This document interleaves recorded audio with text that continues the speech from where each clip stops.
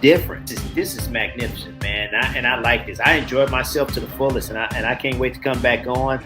And it's also wonderful to hear people talk sanely to each other. You're doing something outside the box. And on top of that, entertaining people at the same time. And on top of that, educating people at the same time. You can't lose, bro. You know, your future has no limits, Avi. You just keep doing what you're doing, my friend. You're going to be able to write your own ticket. You have something amazing going with this show but you're there and you're educating us. I mean, yes, pain is inevitable. I mean, there's a reason we have these sensors in our body. I mean, they're warning signs. And the baby is facing me, and I look at the baby like, what a beautiful face you've got. And I'm just looking, and the baby smiles. That is, I think, 10 times more powerful. And I would ask him to come with me back to early 2023 to save my son Foley. My father passed away. She's an only child. She didn't have any family. She asked me to walk her down the aisle. That's the part that changed. It's just that cruel moment of when you realize there is no hope. That tears at me, but it doesn't tear at me anymore because there was hope. I hung on just long enough to come out the other side. And here I am. Look at me, all beautiful and stuff. You're not going to be able to overcome at least what technology has created. And they were rebuilding that country at a cost. Because by working, Holly, you will keep yourself busy and get used to the grief. Another trio of questions, now more underrated. We have Billy D. Williams, Italian men named Skippy, or unicycle. I'm sorry, Italian men named Skippy. Put me away, Abby. That's Archie Bunker, the mountain climber, Ralph Cramden, the yoga instructor, or Don Corleone, the computer repair person.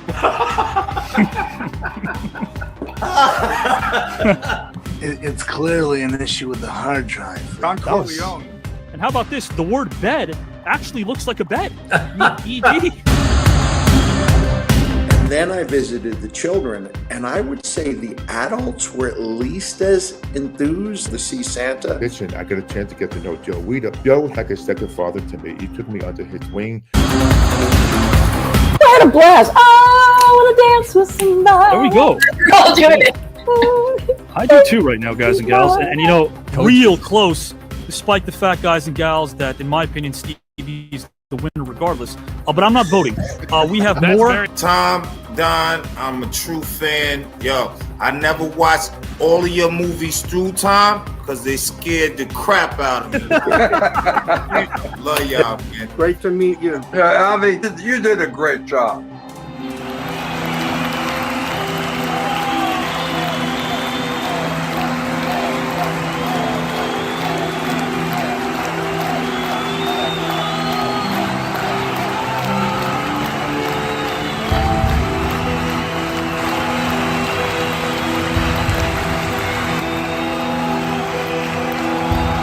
John Amos. Man, what an introduction. I hope I can live up to that. God bless you. Well, thank you very much. I can't think of a better way to begin the new year than with you. Welcome, my friend, to the second round reveal show. Avi, always great to hear your voice, kid, and to hear your intros. You're amazing. Welcome this man, last name Davidson, first name Tommy. Nice. I think that's the best intro I've ever had. Grab your mommy. Here's Tommy. Did you have a nice time tonight in the green room? I had a great time. I can't tell you how refreshing it is that somebody knows what they're doing. Avi is a poet, but he doesn't know it, but his feet show it. You're unbelievable. Winning it all, competitive juices, are they all there, Joe? Man, the competitive juices don't stop. I am here to destroy people, to win. Put up the rhymes that make things say that be so kind, and then hit you in the butt, because I'm ready to win this all. It's all about me going to Greece with my wife and my family and having a great time. Let's win this. Oh, are you here to win the whole darn tournament? I don't play, I just win. You're chomping at the bit to get in this thing. Oh yeah, man. I've been telling you, brother. You brought up some names to me, and I was like, I can't wait. I hope they don't see me, because it's going to be on like a steaming pot of neck bones, baby, and I'm not playing. Mike, I got to ask you the golden question. Are you here to win the entire thing, my friend? I'll just say this, Avi. Winner, winner, chicken dinner. but are you here to win the entire celebrity tournament when it's all said and done? I saw a very familiar face in Mike Rotundo, better known as IRS, and he said that he was here for the winner chicken dinner, and I want to take away that chicken dinner. So yes, I want to win this whole shebang. First name Joe Smith. Welcome, my friend. Oh my God, Avi. Where did you get all of that from? Oh my God.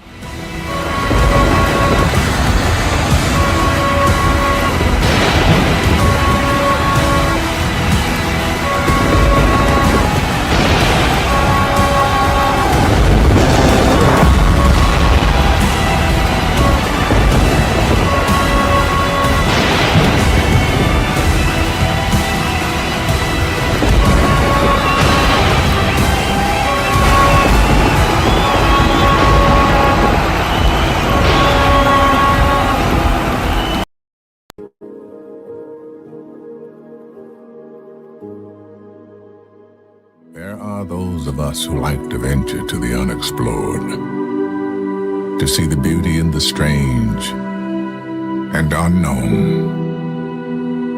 Those of us who go out there with a sense of wonder.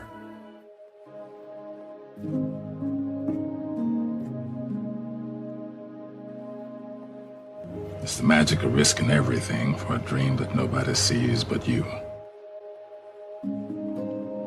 Beyond this place of wrath and tears looms but the shadow of the shade.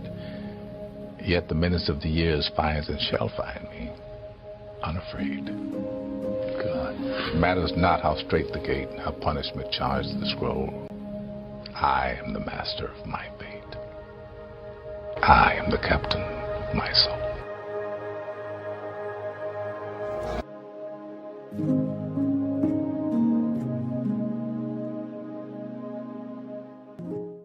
I have to remind myself that some birds aren't meant to be caged. Their feathers are just too bright. And when they fly away, the part of you that knows it was a sin to lock them up does rejoice.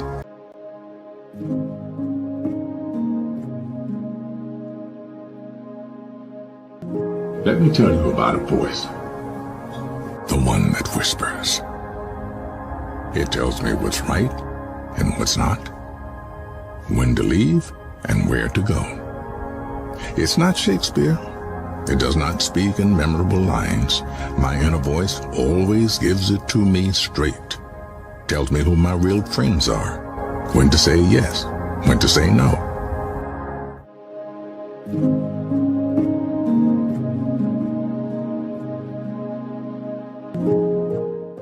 Whether the person sitting next to me is the one I'll be spending the rest of my life with.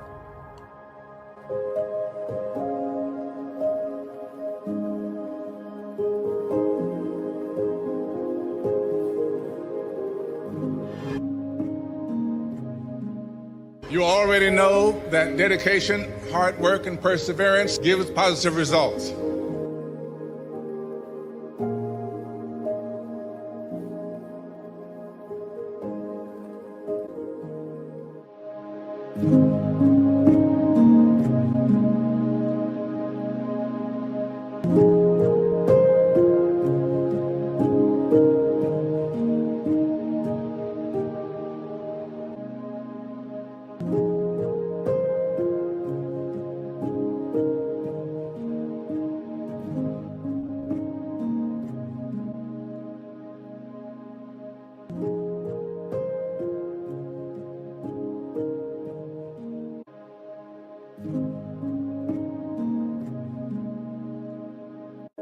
Let your instincts guide you.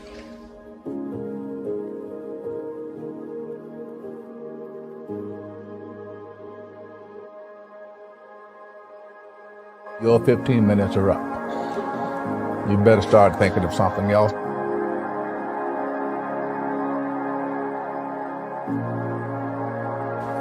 What else to do? What do I want to do? I was picked a day that I was going to go to the Taxi and Limousine Commission to try and get my license. And the day before I decided to go, I got a call from my agent. Paul Newman is casting, wants to see you. Getting a job is like having money in your pocket. If you got it, you can get it. Strangely enough, so this was in September. By October, I had a TV job, an off-Broadway show. I was directing a play, and I was going to be in January going to do this movie. It was called Harry and Sons. Go figure. What would you do if you weren't an actor? If you didn't make it as an actor, what would you do? I have no idea. I would act somewhere, because I'll die if I don't.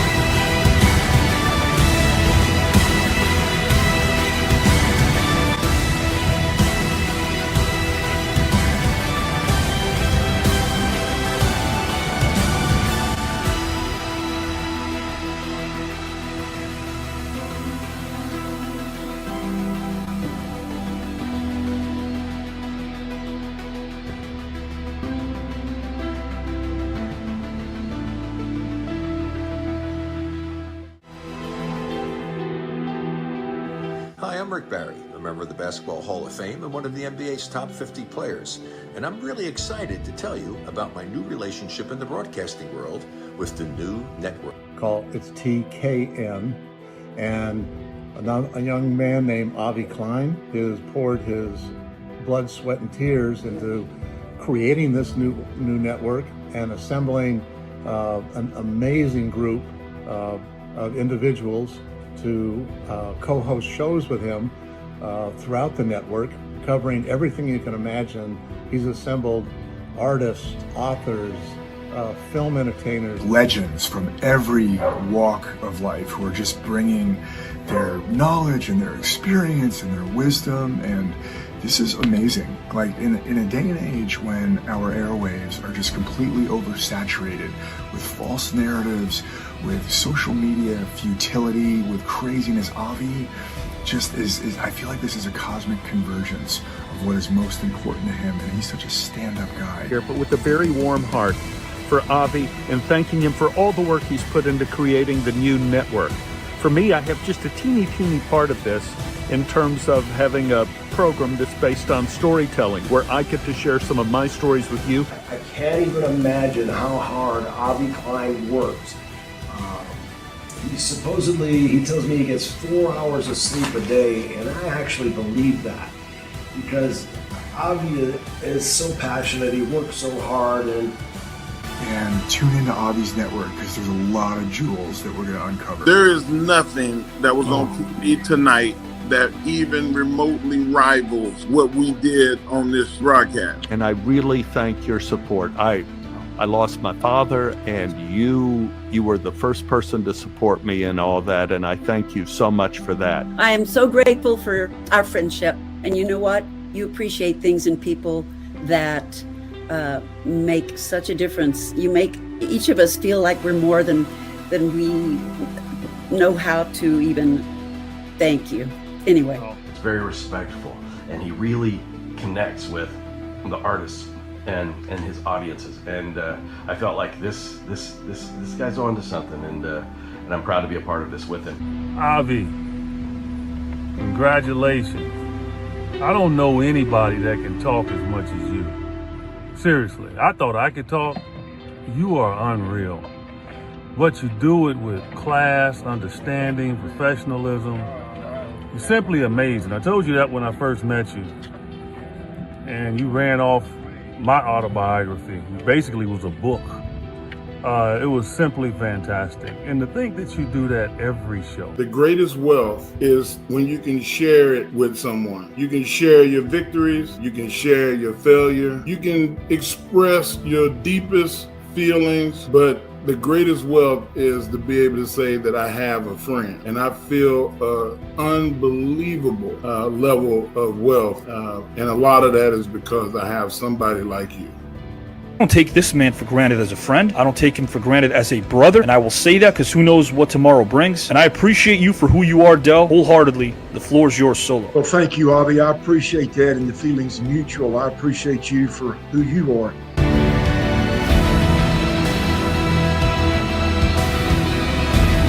I just think it's going to be, a lot of fun for people. I don't think people like this on the air. I don't think really. No, there isn't. I just think it's going to be I'm very interested in how people respond to it. Because I know it's going to be interesting and see if people tune in and stay tuned in, and I really hope they do. And I'm all yours, bro. Let's go out and make this work. All right. I'll talk to you soon. Okay.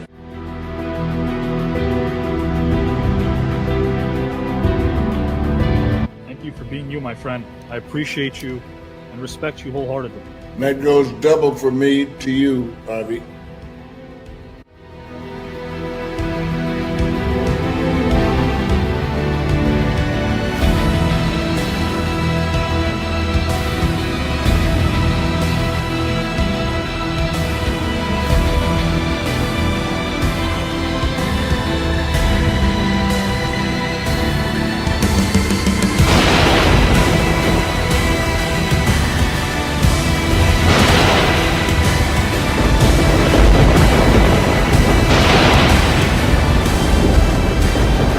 Love you, Pops. Love you to death. Love you to life. Love you all around. Guys and gals and pals. Industrial-sized air conditioners at your favorite B&B in Alaska would be rendered obsolete after witnessing that intro because we're all fired up. That much is a fact. You've all experienced luminary after luminary enter this virtual arena. Indeed, this tournament is quite stacked. I dubbed this Vision of Mind edutainment because I place emphasis on entertainment and education. Because on this station, we celebrate those that are passionate about their vocation. And this format is anything but the same old, so I thank you for embracing the innovation and expressing your constant elation when taking in the most star-studded tournament of them all. A place where competitors convey their level of admiration while we marvel at the information, passion, and perspiration when observing this wide array of talent that make up the population of strong-minded thinkers that enlighten us, which is why I subscribe to conversation, because listening and applying is how we get to our destination. We're all so much closer than we are apart, which is why this show offers a demonstration of what's right about us as a society. So for the new viewers out there who have a fascination, sit back and enjoy as I put a cap on this verbal dissertation. Let's keep doing what we do and realize that our motto isn't some Sherlock Holmes mystery. A legendary director of Superman fame, my mentor, told me years ago, write your own history. Teaching history and screenwriting for the very best was one thing, but sharing your history is an honor. Of course, I'm talking about that mentor who lives in my heart daily. His name was Richard Donner. So let's sit back and realize what we've witnessed here in this tournament, oh so grand, where 132 Hall of Famers and Hollywood Award winners and nominees own this land as we discover and rediscover our humanity through open dialogue and expand. So be prepared to give a hand to competitors that are about to work their sweat gland, all the while our attention they command. With 15 grand and a 5-day and 5-night trip to Greece on the line, one can't forget about the pride and the prize. So with that, let's all rise and reprise our roles as educational voyeurs that never chastise or agonize, but rather revel in our beautiful reality without needing a disguise, because here on this network, we're allergic to lies. The bard Mr. Shakespeare once said, "It is not in the stars to hold our destiny, but it's in ourselves." So if you love something, don't hate others that do, because doing is the sweet nectar that is most rewarding. Take a moment to breathe, admire your desire to aspire, because if you don't, life will be but a blur. Of this I'm sure, so never hate the flower for starting out as a seed. Long distance running is essential. This isn't a stampede. Don't run anyone over on your way to the top. Focus on yourself and never forget to cheerlead. Root for your loved ones and lift people up.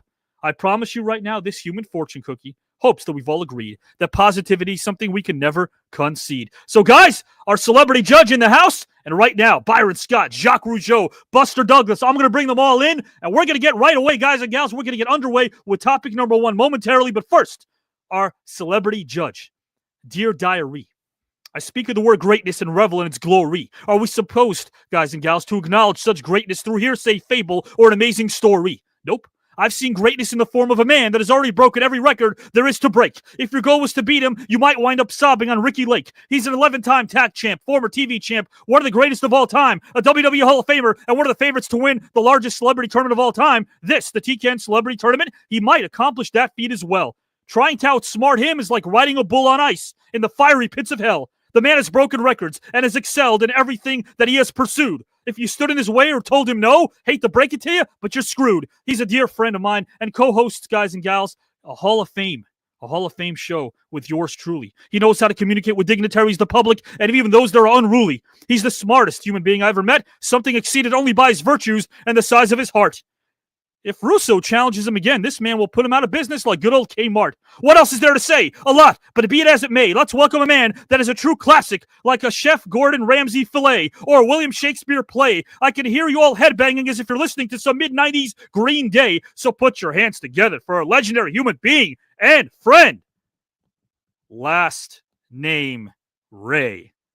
First name, Stevie. Mr. Stevie Ray, welcome, my friend, to this match tonight. What is going on, Mr. Ivy Klein, brother? The professor is in the house, man. I appreciate the intro. I'm not going to be like Vince Russo and not sell the intro. I'm not going to be like that. Okay. That's why we wiped the floor with him last week, bro. You did? You went top vote getter? Was that a surprise? It wasn't a surprise to the masses. Man, it was like eating a cheap taco. Wow. Wow, Stevie Ray, guys and gals, in this tournament, one of the favorites, guys and gals and pals, to win this whole thing. Stevie, I do know you have a ton of respect. Buster Douglas, Byron Scott, Jacques Rougeau. Any thoughts on tonight's match, my friend? Because you'll be judging tonight, along with our viewers. Byron Scott, what can I say about this guy, bro? Yeah. When a guy comes in and plays better than Norm Nixon, that's a somebody. Buster Douglas did the unthinkable. He did what I told people somebody was going to do, and he did it before I thought it was going to happen. You know what that was? What was that? He stopped Mighty Mike. He did. He did. But your other guest, Mr. Jacques Rougeau. Jacques Rougeau. What's his name? The legendary Jacques Rougeau, one of the most acclaimed families in pro wrestling history, the Rougeaus. Well, you know I've been in the ring with this man. Yes. Did you know that? Met several times. This man tried to come in the ring and take me and my brother's title. Him and his partner, Carl Willett.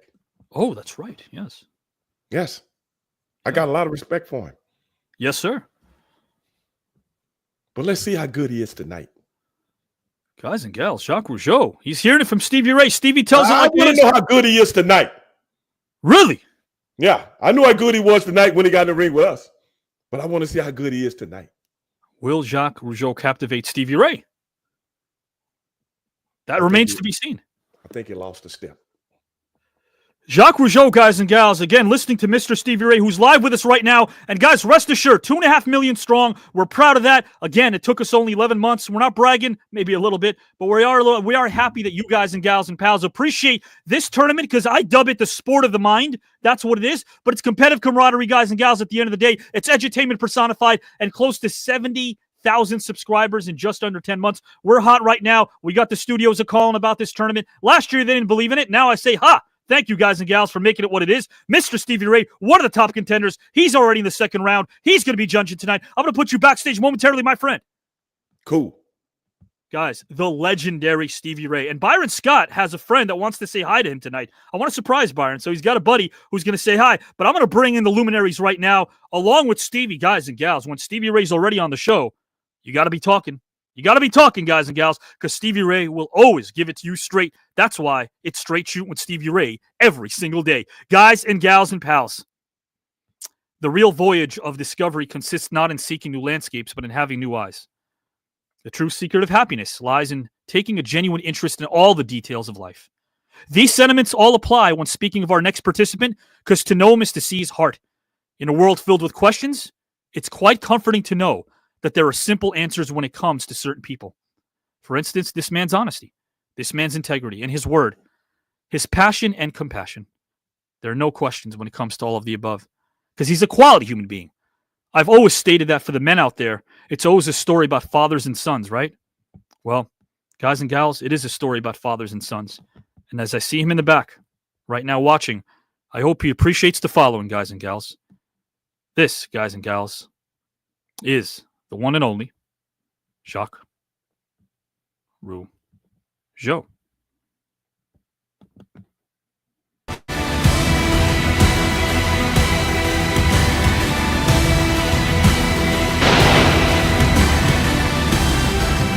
Le promoteur avait dit OK, il fallait descendre, on va l'essayer. Puis s'il fait, ben, on va le garder, puis sinon, ben, il s'en retournera à Montréal. Fait que c'est ça, là, Eddie, il avait appelé Jean, puis Jean avait descendu, puis ça avait cliqué, ça marchait, il était aimé par le promoteur, aimé par le public. Même, il avait gagné un concours de popularité à Columbus. Il avait eu un trophée de la télévision, puis il était devenu le lutteur le plus populaire dans le bout de l'Ohio. Parce que Jean avait beaucoup d'amis dans toutes les nationalités. Il y avait des amis des Italiens, des Juifs, des anglophones, des Irlandais, des Écossais. Tout le monde, Jean aimait tout le monde. Il aimait le monde en général. Puis il n'aurait pas voulu qu'on n'abaisse aucune nationalité pour devenir indépendant, mais sauf qu'il voulait les emmener avec lui.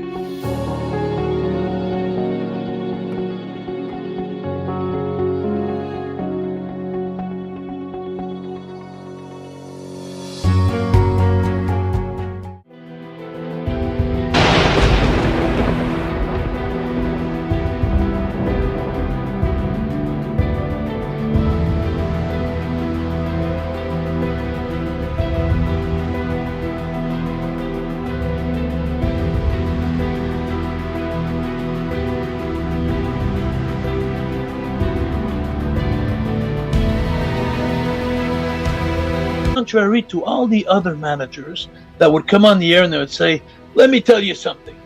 I'm the brain here, and I'm this, and I'm that. And Jimmy Hart was never spoke about himself. He always put the heat, he always put the importance on his proteges. He'd always make you feel like, almost like Abby did when we came on the show today. You know, he would make you feel like $1 million before you'd come on the air, and the bullying stopped.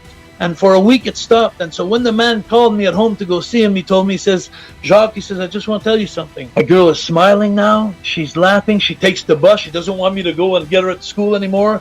She says, you used to be my hero in wrestling, but now you're my hero in life. And that was, I think, the best day of my life.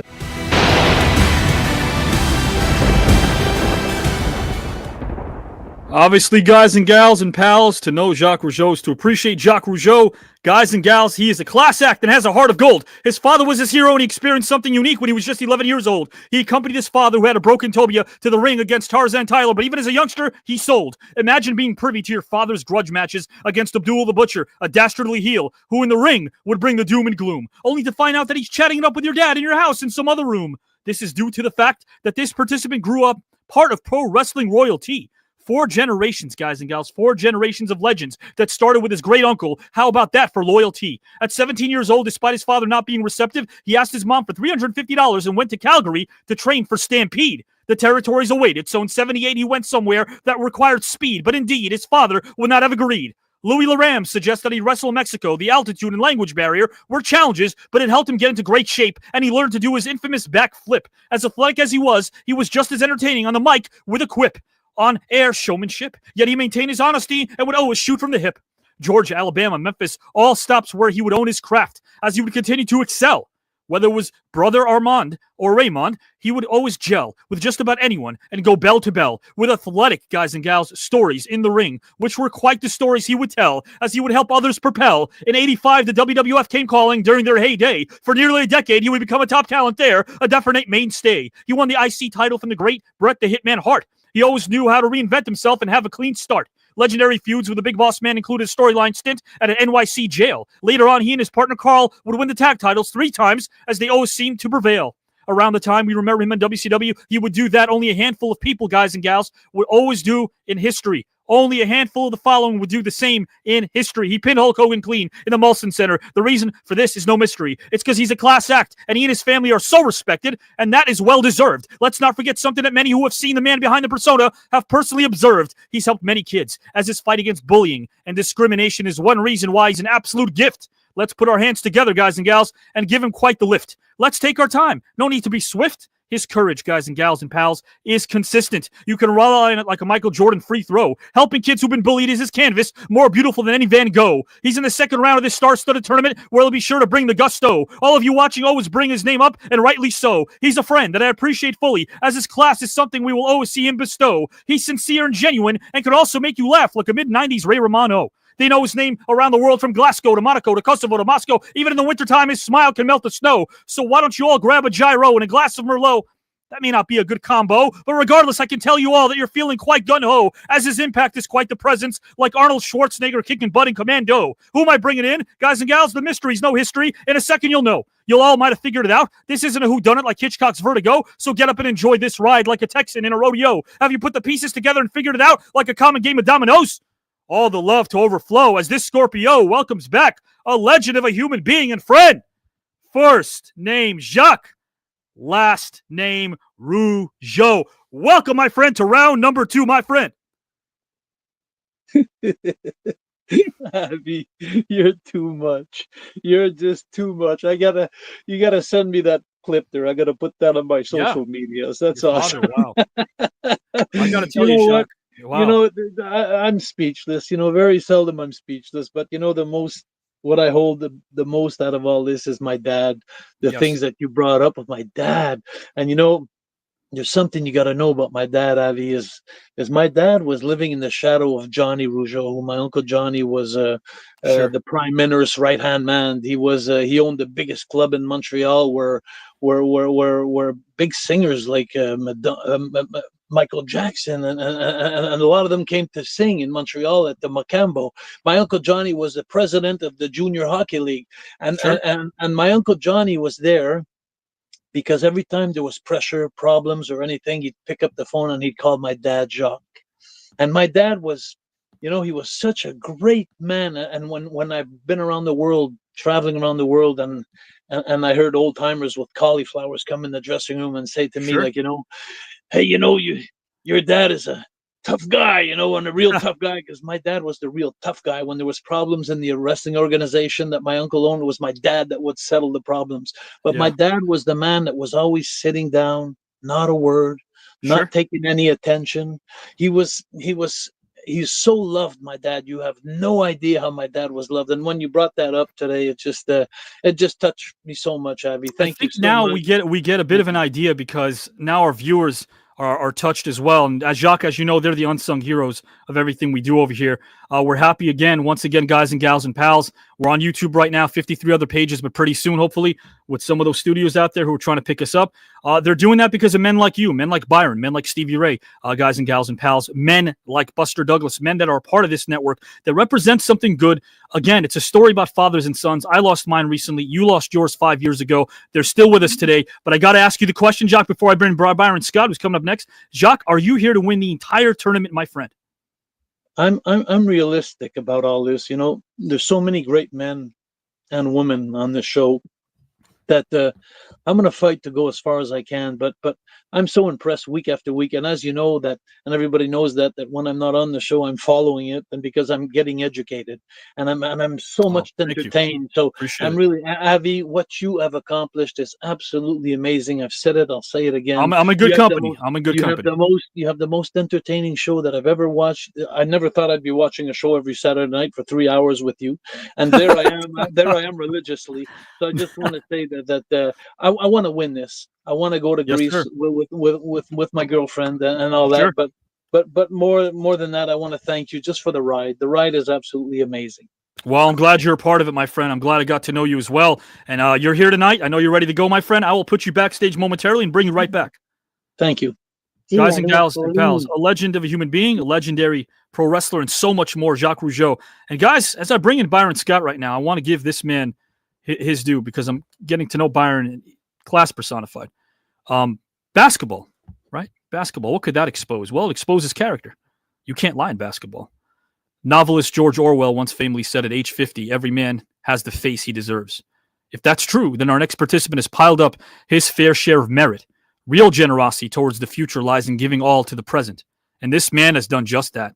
He is personified. He's given much of himself to those in need. And his humble way of being is at the forefront of who he is. He's as positive as they come. He's a teacher. He's a fighter. He's a coach. He's a family man. And guys and gals, how apropos when I say this, when you think of La La Land, this man, unquestionably, maybe with a shade of purple, definitely has a heart of gold. Guys and gals and pals, I'm going to bring in right now an NBA legend, Mr. Byron Scott. And this is for you, Byron. I hope you enjoyed.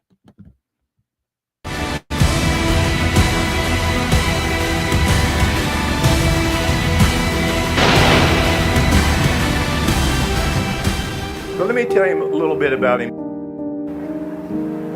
For that time, he was a unique player, the most unique player in the game. He did things then today we see players to do, but he was just ahead of his time. For me to have the privilege to watch this, I can't tell you how his teammates used to look at him in the locker room. There are a lot of wonderful players that have played this game, but I don't think there's ever been anyone who combined this incredible play with being the kind of person he was. He never changed, never changed. The humility, the strength of character.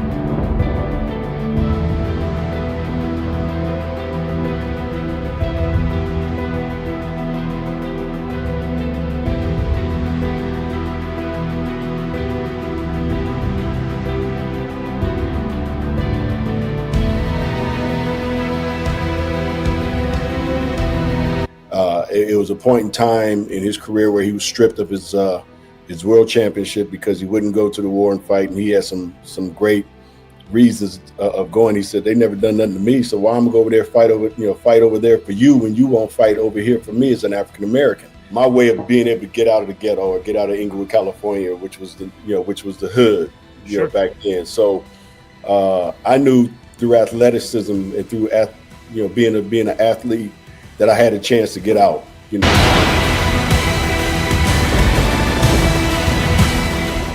Absolutely very inspirational, guys and gals and pals. His mother, Dorothy, moved the family from Ogden, Utah to Southern Cali. As an adult, he'd wow the masses from Inglewood to those in the Valley. Whether he was knocking down trays or dunking on John Sally, when they were down, guys and gals, his team would always rally as his beautiful on-code poetry spoke to us all, whether you spoke English, Russian, or Bengali. His youth played out against the backdrop of violence as one of his friends, guys and gals and pals, got shot on the streets while another was stabbed in a gang fight. But he would remain steadfast and unwavering as regardless of his plight, he would see the light despite obstacles in his way larger than the mid-'80s Bill Cartwright. His story would inspire any playwright because his journey never sleeps at midnight. So sit upright and marvel, rejoice, and excite as I tell you about a man that never gave in to fright, which is as refreshing as a 2-liter bottle of Sprite. He took inspiration from his stepfather, Robert Marsh, who worked 2 jobs to make ends meet. Years later in '85, he hoisted his first world championship trophy in Boston Garden, which felt pretty sweet. But as a youngster, he took refuge on the basketball courts at Darby Park, guys and gals and pals, where genetics gave him an edge. The Forum became like a family, similar to those lyrics from the legendary Sister Sledge. His father, Alan Holmes, had been a junior college All-American in '58 and '59. His shot could age like fine wine, despite being right-handed as his father was a lefty. The mechanics of his shot were the same as his father's, which was mighty fine, which is why he would never ride the pine. He was a star who would always shine as he take you baseline. These are the facts, not merely conjecture from yours truly, Avi Klein. When he arrived at Morningside as a 5'11" freshman, older teammates challenged him to dunk, a feat he had never quite managed before. This would prove to be a chore. Nah, this man could do it all and would never bore. His teammates would roar as he began to soar and take off at a dead sprint. He blindly jammed the ball through the hoop with as much conviction as a hammer held by the mighty Thor. This is no surprise, because when he was 11 years old, he was beating guys that were 14 and 15 years old one-on-one. When he was 12 years old, while the rest of us were having fun, he told his parents and friends that he was going to be a pro basketball player. Soon his success would stun no one. At age 12, he walked down the stairs, guys and gals and pals, with his first trophy of many, as he ignored every naysayer. When his dad asked him what he would do if he didn't make it, he said, I'll be a pro baseball player. He did play high school baseball, as he knew athletics would be a part of his life. Growing up, he enjoyed watching Jerry West and Bob McAdoo, who made his defenders look like Barney Fife. In his senior year in high school, it came down to 3 schools, UCLA, UNLV, and Arizona State. He couldn't make up his mind, but when Wooden retired and Jim Harrick said the wrong thing, he knew his fate. Give it up to Jim Newman, the late former ASU men's basketball assistant coach and former Los Angeles native. Who would he revere? As an ASU freshman, this future Laker legend would become Pac-10 Freshman of the Year. His future was bright, but his present would justify just about every single cheer. Right away, with a team that featured Alton Lister, Fat Lever, Sam Williams, and Kurt Niphius, all future pros, this was one hell of a team. The happiest day ever came when he was drafted by number 4 by the San Diego Clippers on June 28, 1983 in New York City. The Clippers? The early 80s? No, chill out and relax. No need for pity. You see, his favorite team, the Lakers, called to tell him that they just made a trade. Despite challenges as a rookie, this man was never afraid, as he spoke up and played with an intensity that swayed his teammates, who went from Norm Nixon to this man who excelled each and every year. Guys and gals, for a decade. 1984 NBA Finals, 1985 NBA Finals, 1987 World Champions, 1988 World Champions, 1989 Finals, 91 Finals. This man was truly allergic to losing, and even back when Pat Riley knew he had what it took to become a great coach, he didn't consider it back then as a topic he would even broach. But boy, oh boy, despite becoming a star NBA player during the most competitive era of basketball later on, this man became a coach. 2008 in New Orleans, he was the NBA Coach of the Year. Whether it was on the court or on the sidelines, his opponents were often reduced to an internal tier. He was the All-Star Game coach twice, in 2002 and 2008. But his generosity and philanthropy is what makes him a superhero who's absolutely great. Former three-point percentage champion, all-rookie first team, a retired jersey in ASU Hall of Fame, mentor of the late Kobe Bryant during Kobe's rookie year, a former ESPN and ABC analyst, a co-author of the highly acclaimed Slam Dunk Success. There are so many accolades to list, but it is time to end this sentence with a dot, as I welcome a kind, humble, authentic, highly intelligent human being.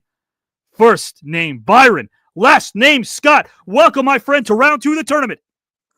Avi, you are the man. I swear to God, you are amazing. You are the best in the business, brother. I swear to God, the 2 introductions you've given me have that one almost brought tears to my eyes, because you had my man, my mentor, my I call him my basketball dad. Sure. The legend, the logo, as we called him around here in Los Angeles, Jerry West. A man who took a chance on me and brought me to LA when everybody told him that he was making the dumbest mistake they ever made. And we ended up winning 3 more championships. And then all of a sudden he was like a hero out here. So, to hear his voice and to hear the words that he said, man, that just, damn near brought tears to my eyes, because like I said, that was my basketball dad. Anything that I did that had to do with basketball, I would call Jerry West first and ask his opinion on it. And that's the type of relationship we had. So, Avi, I appreciate you for that, brother. You and like deserve I that. said, man, you the best in the business at this, dog. I swear to my God, friend. you are so good, man. And all these networks that are checking this celebrity tournament out, if y'all don't pick it up, something wrong with y'all. I love it, my friend. Hey, man, you're a champion of a human, a champion, guys and gals, one of the greatest ever of all time. The 83 draft, people think of Ralph Sampson, people think of Byron Scott, guys and gals, because, again, Byron Scott was able to come in as a rookie on a loaded veteran team. People know Kareem, people know Worthy, people know Magic, but, man, this team was loaded. Bob Mack, I mean, you guys were loaded, and you acclimated yourself so very well. Quick question before I ask you about the tournament question. As a coach, did you apply the same sort of philosophy Jerry West did by remaining available for all your players? Because I know that the reputation precedes itself. You were always available for your players. I want the viewers to know, no matter what it was, life, basketball, you were there. Am I right, Mr. Scott? Oh, absolutely. I had a open door policy, and I learned that basically from Logo and Pat Riley. Right. I wanted to have that type of relationship with my players and make sure that they always would feel that they can come in and talk to me about anything. And there's a lot of players in the NBA. We all know that the percentage of players, 75 or 80%, are all African American. And a lot of these guys, if you really go down their history, a lot of them grew up without a father. And I wanted to just make sure that they understood that they would have somebody there to listen to them and give them some advice. And that's all I wanted to make sure that I did. And I tried to do that at every stop I was at, because that's something that was that was available for me, with Jerry West, and not even Jerry West and not only Jerry West and Pat Riley, but Dr. Buss as well. I mean, Dr. Buss is still, to me, I consider him the greatest owner of all times. And he was available to talk to if you need to talk to. So, yeah, it was something that I learned from those guys, to have that open door policy and be willing to talk to your players about anything and everything. And a lot of times when the players will come in, most of it would be about family. And I've been where they've been. You know, I had to go through the same things that they had to go through. When you had all of a sudden all this money, you had all these people coming out of the woodwork saying they were your cousins, your uncles, your nephews, your nieces, and they all want money, and you had to learn how to say no. You know, so that was most of the conversations that I had with a lot of my former players. But just to have that connection, I thought was always great. Well, my friend, you know, sometimes people forget how you're perceived by others and what kind of impact you can have in other people's lives. I talked to a lot of the greats that you played ball with. A lot of them are your friends. Sometimes, you know, growing up the way we did, I was kind of a prideful guy. My dad was sort of a man's man. We don't say these things, but they do tell me, man, you've left such an impact on all of their careers, their lives. We could go down, if the fans want to know about the stars, we're talking Reggie Miller, guys and gals. We're talking the late, great Kobe Bryant.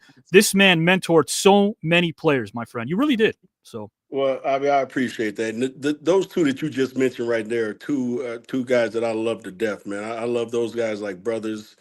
You know, Kobe more of a son, because when I met him, he was 17 years old, you know. So to have the type of relationship with Reggie Miller, and, you know, I played with Reggie and tried to help recruit Reggie, get him out of California to come to Arizona State, and he went to UCLA, which was the right thing for him to do. But to also, you know, have kids like, you know, Kyrie Irving, you know, Baron Davis, you know, Chris Paul, you know, all these guys, Tyson Chandler, David. I mean, there's so many players that I've been involved with, that I've had great relationships with. And as much as people say I affected their lives, you know what? They affected mine too. You know, let's not get it twisted. They helped me out so much in so many ways to make me the coach I was and the type of person I was as well. Well, you epitomize what this show is all about. You're a class personified, and there's someone here that wants to tell you that, I guess, in his words. Guys and gals, he finds the best in people and is truly allergic to defeat. As my co-host in Intertwining Thoughts, his viewpoints are well worth a front row seat. He's multifaceted, diverse, and impactful like the mid-2000s Miami Heat. His heart is a champion like an Olympic medal-winning athlete. Is he a favorite to win this tournament? Yeah, he never takes a back seat. Put that in a tweet. So let's welcome a good friend and human being. Last name Babcock, first name Pete. Pete, welcome. Hey, B. Hey, Coach, how you doing? It's good to see you. Doing well, B. How about you? I'm blessed. And I'm going to tell you something, Pete. It was so good seeing you in Connecticut at Coops, Hall of Fame, man. It was just really good seeing you. I'm glad I had a chance to spend a little time with you and talk, man. I love you to death. I have felt the same way. And Avi, you've already covered this, but I don't want to embarrass Byron, but Jerry West said it the best. I mean, there's nobody in the game, in the history of the game, who's done a better job of representing the game and representing life than Byron Scott. And we need more Byron Scotts today, not only in the NBA, but in life in general. And he's had such an impact across the board. And the time that we got to spend together in Cleveland, even though, you know, I wasn't there every day, I cherish that time. And maybe someday there's a chance we work together again. Who knows? Yeah, that sounds good to me, Coach. Hey, I will say one thing, though. When you guys won your first championship in LA, I was thinking, you know, Byron should send me a ring because he wouldn't be there. He'd be struggling down here in San Diego. You know? You know what, Pete? You're probably right. No, I'm just kidding. But you know, Avi, you know the story. But Donald Sterling was our owner, if that's what you want to call him at the time. he owned the team anyway, right? And he forced that trade. He calls the office and he says, "I was at a party last night, and Jerry Buss told me that Jerry West loves your draft pick, Byron Scott." Sure. And Sterling was the worst guy in the world to try and negotiate with. So none of our rookies, we had Tom Chambers, Terry Cummings, and then Byron 3 years in a row, three pretty good players. And none of them ever came to training camp on time because Sterling would not negotiate in good faith. Yeah, wouldn't do the contract. Yeah, he wouldn't. And so Sterling calls the office and he says, "Hey, we can get Norm Nixon." And I said, "Listen," I said, "Don, well, with all due respect to Norm's at the end of his career. Sure. Byron's going to play for, I don't know, 10, 12, 15 Right. years. I don't know, but we don't want to do that. That's crazy. And he goes, no. I want a Laker on this team. You make the deal. You just get it. You just do it. And it's like, we don't want to do this deal. So anyway, so in reality, as sad as it sounds, you probably should have sent Sterling a ring, because he's the one that set the stage. He's probably the only good thing he ever did in his life is sending you to L.A. And maybe Walton should have sent him a ring for 86, right? Right. 86 there. Yeah. Now, Pete Babcock, you're in this tournament, my friend, as well. Anything you want to say again to the viewers? I know to Byron as well. You're in this tournament. We have a show as well. We talk about all things civil rights and basketball history. Byron, I don't have to tell you this because you already know. Pete Babcock, I'm going to embarrass you as well. Why not? One good turn deserves another. You are an encyclopedia about everything. That's my opinion. So he is. Hey, look, Pete knows about everything there is to know about the game of basketball. He knows about everything there is to know about people and players who have played this game, what type of players they were and what type of people they were as well. So you got to, like you said, you got to give him a lot of credit. And fortunately for us, even though, we went our separate ways early in our career, we've maintained that friendship all the way through. And like I said, it was a pleasure seeing him about a month and a half ago. And, we gave each other a big hug, took some pictures together, had some conversations. And Pete, I love you, man. And I appreciate everything you've done for the game. Well, thanks, Byron. I love you too, man. You're the best. And we're hopefully we don't come up against each other in this tournament. But I'll tell you, Pete's in round 3 already. Pete's in round 3. I'll tell you one thing, though, Lobby. Don't put me against. I don't want to go against Stevie Ray. Okay. Oh, Stevie. Do not want. I don't know, Byron, if you've had a chance to talk to Stevie yet, but you don't. There's one guy you don't want to compete against. Yeah, I've seen Stevie, and I don't think I want to mess with Stevie either. Perplexed. Wait a minute, Babcock. I'm looking forward to the great Byron Scott. I'm looking forward. Yes, look at that shirt that he has on. I see it. Yes. You see that shirt he has one on? Steelers fan to another. There you go. Steelers fan, man. I got to Absolutely. represent my Steelers and Mike Tomlin. I got to represent. Oh, brother, man. I'm on social media every day like a mark defending anybody that's got something to say about the Pittsburgh Steelers, Byron. You are. You are. I'm with you. I'm with you. I do the And same you make thing a here great in LA, case. And I think I've seen Pete Babcock's name one day, but I didn't get to him in time. I think he was saying some bad things about. I could have sworn it with him, but I couldn't. Wait a minute. Wait, hold. Can I read this text? This is from Pete Babcock. Guys, we're live here. Give me a moment. Avi, please don't read that text out loud regarding the Steelers and how awful I think they are to Steve. I won't, Pete. I won't read that out loud. I'm sorry. Okay. For the record, Mike Tomlin is my favorite coach in the NBA. NFL. I'm sorry. Sure. He's my favorite coach in the NFL. He's a great guy. I mean, he's a great coach, but he's even a better person, man. Yeah, I've never met him. I've never met him in my life. 100%. Mike is just a terrific person, believe me. Yeah, 100%. Yeah. And guys, Stevie, before I put you backstage for a second, and Pete backstage, I do want to say this. Pete Babcock, when he was, of course, running things in Denver with the Nuggets, man, oh man, a former teammate of Byron Scott's in college. Lafayette Lever was such a great player, so underrated, Mr. Triple-Double in the 80s. Man, oh man, and a class act, too. So I think Fat was probably the most underrated player of that generation. These triple doubles all the time. Oh my God! I tell people all the time, Alex English was our Hall of Fame face of the franchise. Yes, but Fat Lever was our most valuable player. When Fat played, we had a chance to win. If Fat was out for any reason, we struggled. Wow, amazing Simple stuff. as that. Yeah, I played with Fat in college, guys, and Fat was amazing. He was a hell of a defensive player too. People don't remember that, but he was a hell of a defensive player. I mean, just a real good all-around basketball player. Nothing nothing flashy. Sure. Right. When you look at the end of the game, he got 17 points, 12 rebounds, 10 assists, and 4 steals. I mean, he was just one of those guys that was everywhere. That's amazing. But when we traded Kiki, that's how we got Fat. Portland for Calvin Natt. Right. When we traded him to Portland, Kiki to Portland, we had a choice. of Darnell Valentine or Fat Lever, and Darnell was playing much bigger minutes than Fat was playing. Right. And I said, no, we'll take Fat. And they said, you sure? And I said, yeah, because I just had a great feel about Fat after watching you guys play together at ASU, and it's like that. This guy is just hasn't tapped his potential yet, And sure enough, when we got him, and with Calvin and Wayne Cooper, the three of them in that trade, they made the difference in our franchise. So, Fat's big time. No doubt about that. Another right move by you, Pete. Another good move by yes. you. Taking Fat over Darnell, who was, everybody know back in college, Darnell was All-American and everything. But I always thought Fat was a much more complete basketball player. Oh, Fat could do everything. That he was, and only 6'2", 6'3", which is incredible. Yeah. I mean, if you look at his stat lines in his prime years, you look at 19 points a game, who steals a game, 10 rebounds. He's a point guard.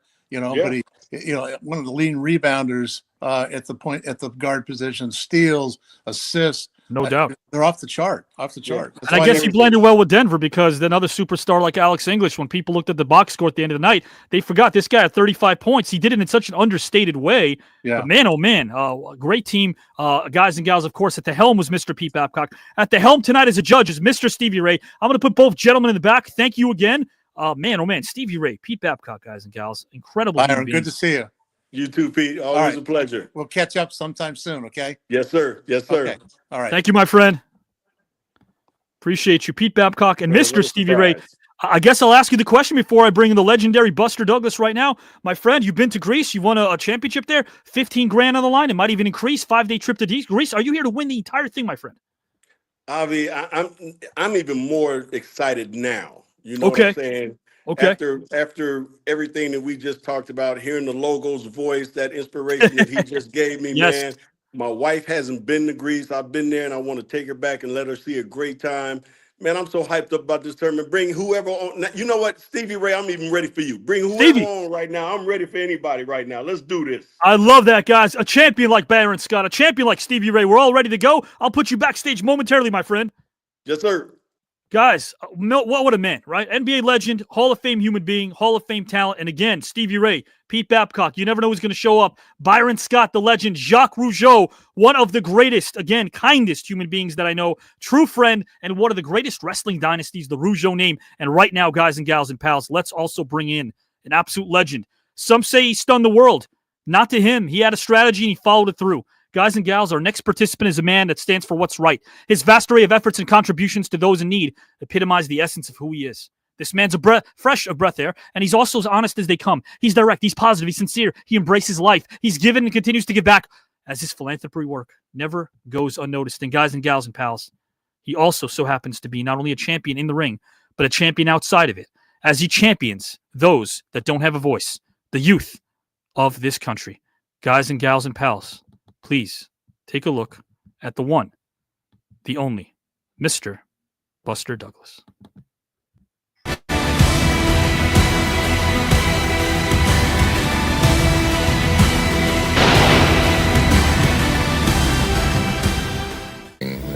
It's really strange. I'm actually more busy now than I was boxing, because at the time I was boxing, I had to go in training for like 3 months before a fight. And like immediately after a fight, I was signing for another one. And I was like on the streets for like 3 weeks, and then I was back in training. And I fought as much as 3 or 4 times a year. And training 3 months each fight, I was mostly in camp. But I'm more busy now than I was, more active in the ring. For an example, I was in Pittsburgh yesterday and toured about 3 black high schools in one day, encouraging the youth. A lot of gang wars are going on. They're shooting each other and sniping at each other on the streets. And the principals mentioned that with the things that I have done and sacrifices I have made, I'm about one of the few people that they might listen to. So I went, and they did listen. And a couple of the gangs got together, and we had a little secret meeting, and they shook each other's hands.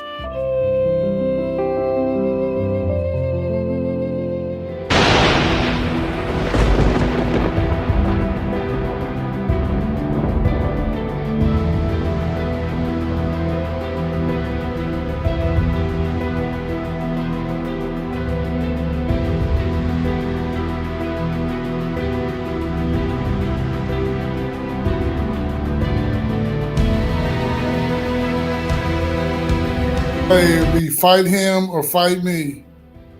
Because one day I was 10-year-old coming home from school. I came home and I was crying. My mother asked me what was wrong. And I told her that this kid had been bothering me for about a week, looking for her to comfort me, and she did just the opposite in her own way. She grabbed me and told me to stand up for myself. That was the start of my boxing career. Friday night karaoke with the beautiful and famous Aretha Franklin. I was raised on listening to her music weekly every Friday night. My mother would clean the house and sing along with Aretha and her music going, and my mother would get you going. And my mother would sing and dance to it.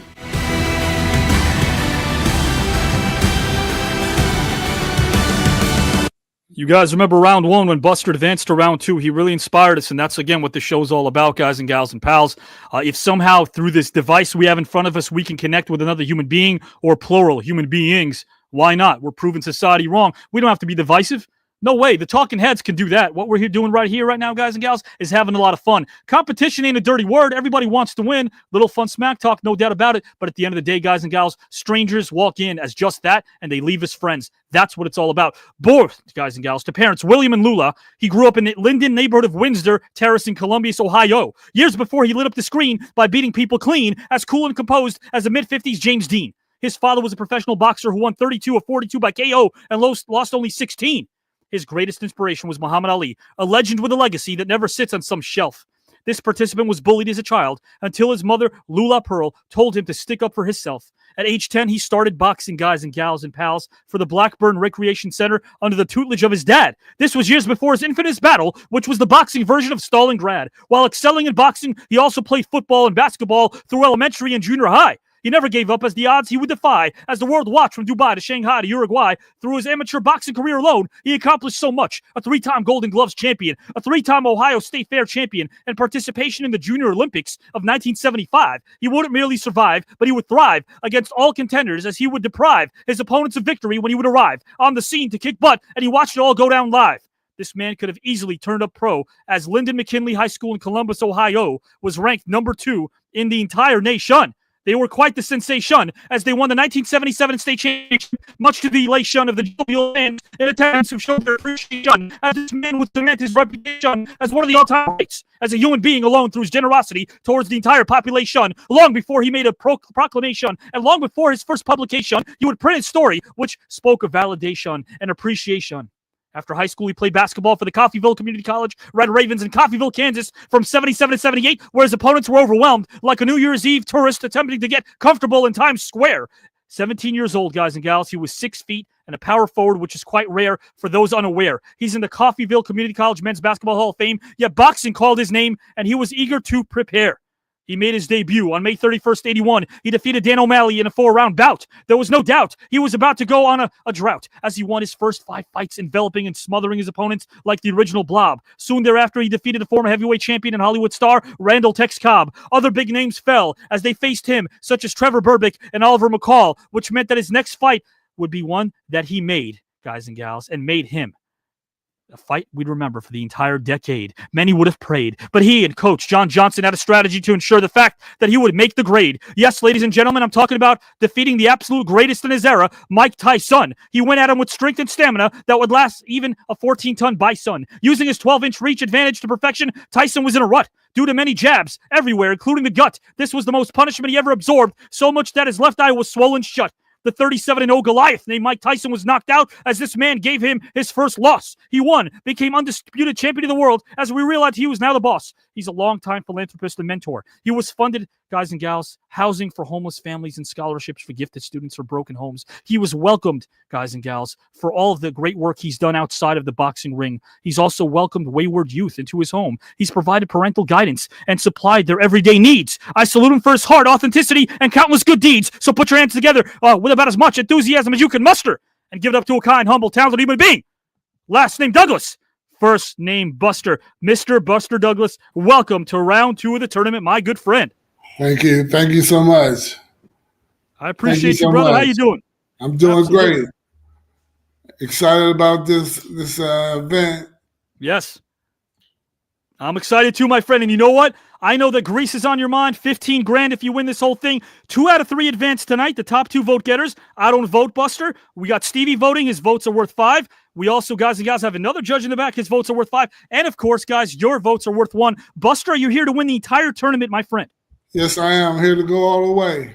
I love it. I love it. So, James Buster Douglas, I appreciate you, my friend. I want to bring in Mr. Jacques Rougeau. I want to bring in Mr. Byron Scott right now, guys. Legends, absolute legends. Here they are. Byron Scott, James Buster Douglas, Jacques Rougeau. Absolutely. Guys, this is the sport of the mind, and we got some intelligent human beings here who can teach us a thing or two about more than just a thing or two. James Buster Douglas, Byron Scott, Jacques Rougeau. Topic number 1, guys and gals and pals. Again, if anybody wants to rebut the other, they can. Index finger goes up. I pop in. I'll allow the rebuttal, or if they have a question, no problem. But other than that, uninterrupted time. Uninterrupted. Guys, I call this first topic Time Enough at Last. I'm not going to bore you with a monologue. I'm not going to do that. But I've yet to meet the man or woman near the end of their earthly pilgrimage who lamented, I wish I'd enjoyed more me time. On the other hand, I've talked with so many men and women who've lamented, I wish I'd enjoyed more time with my loved ones. It all went by so quickly. So when you look at your calendar and your priorities, do they line up? Guys, we're going to find out. I'm going to ask the question, guys and gals. Byron Scott, James Buster Douglas, Jacques Rougeau, starting with Mr. Buster Douglas, then Byron Scott, then Jacques Rougeau. Buster, if you could somehow manipulate time once in your lifetime by going back in time and spending one full day with a friend or a family member, who would you choose to spend that day with and why? You can discuss what you go ahead. The floor is yours, Buster. The floor is yours. I would go back and spend the day with my brother, Arthur. He's his 3rd born, and he was also a boxer, amateur boxer, as well as I. And we used to discuss strategies.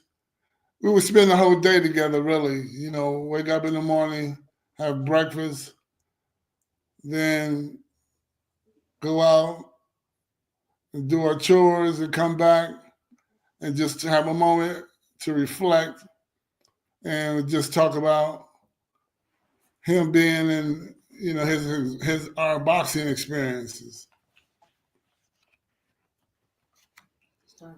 You know, and it would just be a great day because Artie was a tremendous athlete and a tremendous person, and I really miss him a lot. We spent a lot of time together, and we had the same interest in boxing. And Artie was a very exciting fighter. He was like 3 years younger than me. 5 years younger than me, I'm sorry. And, you know, he was a talented athlete. We were really close. And, you know, we just enjoyed being around each other. We had the same strong interest in boxing. We both admired our father as well. We were just best buddies, you know, had a common interest. He was like my big brother as well. So. Sure. Buster, can I ask you a question, my friend? Yes. Yeah. So essentially, you know, your father was such a big force in your life. There's no doubt about that.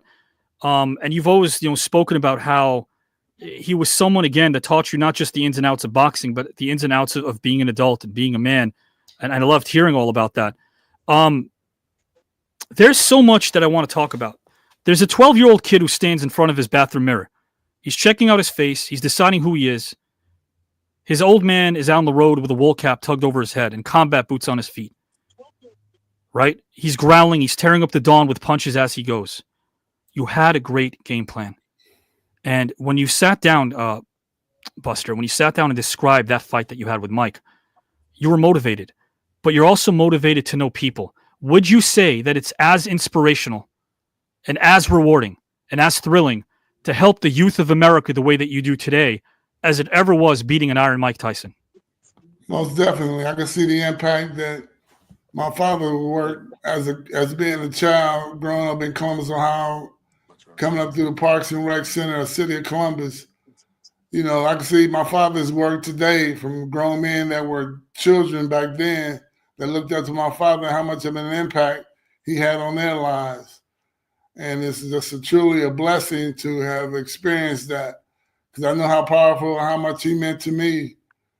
And, just having that time with him outside of the house in the gym, sharing the same interests and goals, it's an awesome feat that I've take away me everywhere I go in life.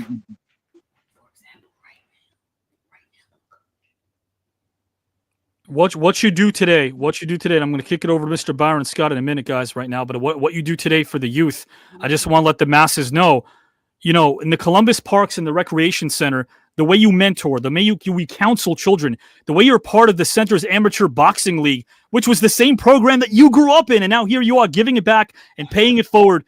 Man, oh man, you give so much of yourself to the youth. That should always be documented, and I respect you for that. Mr. James Buster Douglas. Guys and gals and pals, I'm going to kick it over right now to Mr. Byron Scott with the same topic, essentially. Byron, if you could somehow manipulate time once in your lifetime by going back in time and spending one full day with a friend or family member, who would you choose to spend that day with and why? Whenever you're ready to go, good sir. Yeah, Avi, that's easy. My mother. I lost my mother at 71 years old of cancer. That was 9 years ago. And I think we all understand that when you lose a loved one, you always sit back and kind of wonder, what could you have done more? What could you have done better?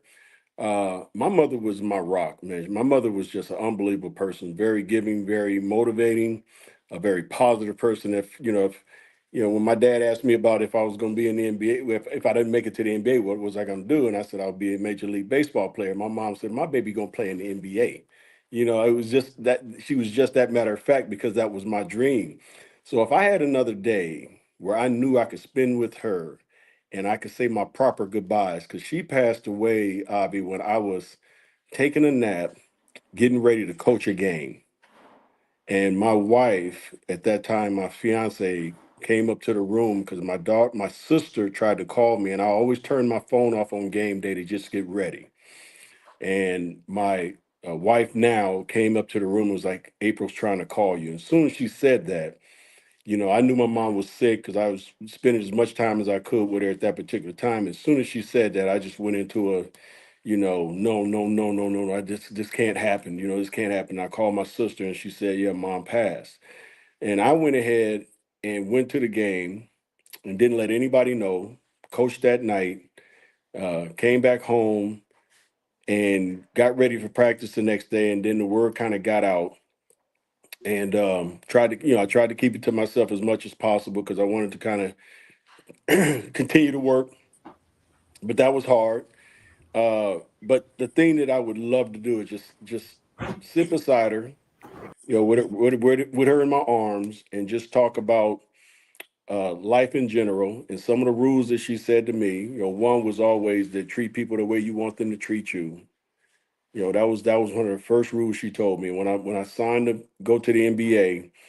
I remember taking her to dinner, and at dinner, this was probably halfway through the season at that time, my rookie year, and I was starting to play a lot, and I was playing well. And we go to dinner together, and I just wanted to take her. And there's people that are coming up to us at dinner table asking for autographs, and I was kind of like, you know what? Right now, I'm just spending time with my mom. And my mom said, she looked at me. She said, "It sure is good to be important." And I said, yeah, it is kind of cool. She said, yeah, but it's more important to be, no, she said, it's nice to be important, but it's more important to be nice. And those two things that she told me, those two sort of, I always call them Dorothyisms, those lessons that she told me, I think is exactly what, Logo was talking about. It's kept me grounded. It's kept me humbled my whole life, my whole career because of my mom. And if I could spend one more day with her, just to let her see what she has built with her son, see what she has put in me, just take her around. And I think she would notice everything that she tried to teach me is there. I'm living vicariously through her now. And, I would hope that she would be extremely happy and proud about that. And I would love to tell her how much I love her and how much she meant to me, and all the things that she taught me wasn't in vain because I listened. I enjoyed our conversations. I enjoyed our company. But if I had just one day where I could just sit down with her and just give her a hug and tell her how much I love her, because again, we're never prepared to lose a loved one. You really aren't. Even when you are, you're not. And every day, I have a picture of my mom in what I call my cognac room, which is all my liquor and all that good stuff. And I see it every morning and every night, and I say good morning and I say good night to my mom every day. So I speak to her every day. So she would be the only one. That's an easy answer for me. If I had a chance to bring time back and spend it with one person, Dorothy Scott would be that person. And I know this is definitely something that a lot of people would probably attest to, saying that one last thing to your parent when they're gone. I've been playing that scenario over in my head lately, but I know that she's super proud of you because when she passed in March 2015, you were motivated by her final request, which was to complete your undergraduate studies. Yeah, you're right, because my mom was on me about, getting my degree and being the first in our family. I was the first to go to college, and Wow. she was so proud of that. So she made it a big deal to get my degree. And, when you get, you get drafted early, you get in the NBA, you're making this money, you winning championships, you're playing on one of the greatest teams, and all this stuff is going so good for you, go into coaching, you kind of forget about it. And then you kind of always say, I'm Sure. gonna put that on the side. I don't really need it, Sure. But on her deathbed, when the doctors sent her home, when we were at UCLA all together, and the doctors told us right then that there's nothing else they can do, and if she made it to Christmas, it would be a miracle. And at this time, it's probably July, and she goes 3 months past that. She made it about a week before my birthday. And when she was telling me, when we were going back to her house and we're all crying except her, she was like, "No, it's okay. It's okay." She was ready. She had really accepted it. But she said, "But B, you told me you was gonna get your degree." And man, when she said that, Avi, I was like, "You're right, Wow. Mom. You're right." And I made it a point when the pandemic hit to go back to school, go online and get my degree. And so, I was able to do that and keep my word. And I'm like you said, she's looking down and she's very proud of that. So proud of you. And guys and gals and pals, in case you're wondering, again, to do something like that amidst helping people the way that, the way that Byron has, let's bring this up because I want people to know this. It's so important that your dad and mom taught you from a very early age to shoot for the stars. Yeah. And they always told you give it 110%. But if you don't make it, at least you can look in the mirror and say, you know what? I gave it everything I got. Absolutely. I mean, that was my mom and dad's motto, Right. Like you said, shoot for the moon, shoot for the stars. If you don't make it, at least you gave it everything you got. And you can always look in that mirror saying, you know what? I didn't make it. So you know what? I failed at that, but I'm gonna pick myself back up and I'm gonna do something else. That was the other thing they always taught me is that, you're gonna have some failures. Doors are gonna be closed. Once those doors are closed, there's gonna be a window that opens, and you just got to be ready to go through it. So I always kept that in mind that, if I failed at one thing, it's not going to deter me from continuing to try my very best. And that's what I've been able to do. And in our business, when you get hired as a coach, you getting hired to be fired sooner or later anyway. And you got to have that thick skin and be ready to move on and do something else later on. So, that was one of the main things that they always taught me. But the other thing they taught me, Avi, that I think is so important for players, coaches, people in general, is that, when we would lose games as a coach or as a player, the first thing I would do is take inventory of what I didn't do well. Wow. What could I have done better that night to help us win? Same thing as a coach. I would go home, look in the mirror and say, okay, if I would have done this better tonight, I'm not going to turn around and blame everybody else or blame, players. I never blamed the assistant coach, never blamed the player for a loss. Sure. And I think that's the one thing that a lot of people, in this day and age, they do that so often. It's so easy for them to just point fingers. That's so Well, true. he would have did this and he would have did that. Well, first of all, take a look at yourself first. Yes. See what you didn't do that night. What could you have done better to help your team win that game? So, she always was real big in taking inventory of yourself first before you start, naming some other body. And once you did that, most of the time you take that self-inventory, you figure out, well, damn, if I would have did this and that, we probably would have won the game. So how can I blame somebody else? Yeah, but you applied it too. That's the great thing. And most people don't take that kind of accountability to be able to say, hey, you know what? Like you said, I'm going to face the man in the mirror or the woman in the mirror and say, hey, look, what could I do to make things better? I know for years I struggled with the fact that my ex told me, hey, when you were in that kitchen trying to cook ravioli for me, that's all your fault. I couldn't eat that plate of ravioli because it was you. I had to look in the mirror, but it took me 10 years to realize I shouldn't be in that kitchen cooking. I tried. I did my best, but it never came out good. You tried. I gave it the old college try, but you know what, guys? Byron didn't give it a college try. Byron did something. Back then in 86, it was called the Byron Scott Children's Foundation back then. Yeah. But man, guys and gals and pals, a young man named Marshall Brady and his family sent him a letter when Marshall was 3 years old, in the hospital, in remission. Byron went to visit him. He fell in love with the family, and he decided right there and then, we have to do something for kids, and you did. You did, my friend.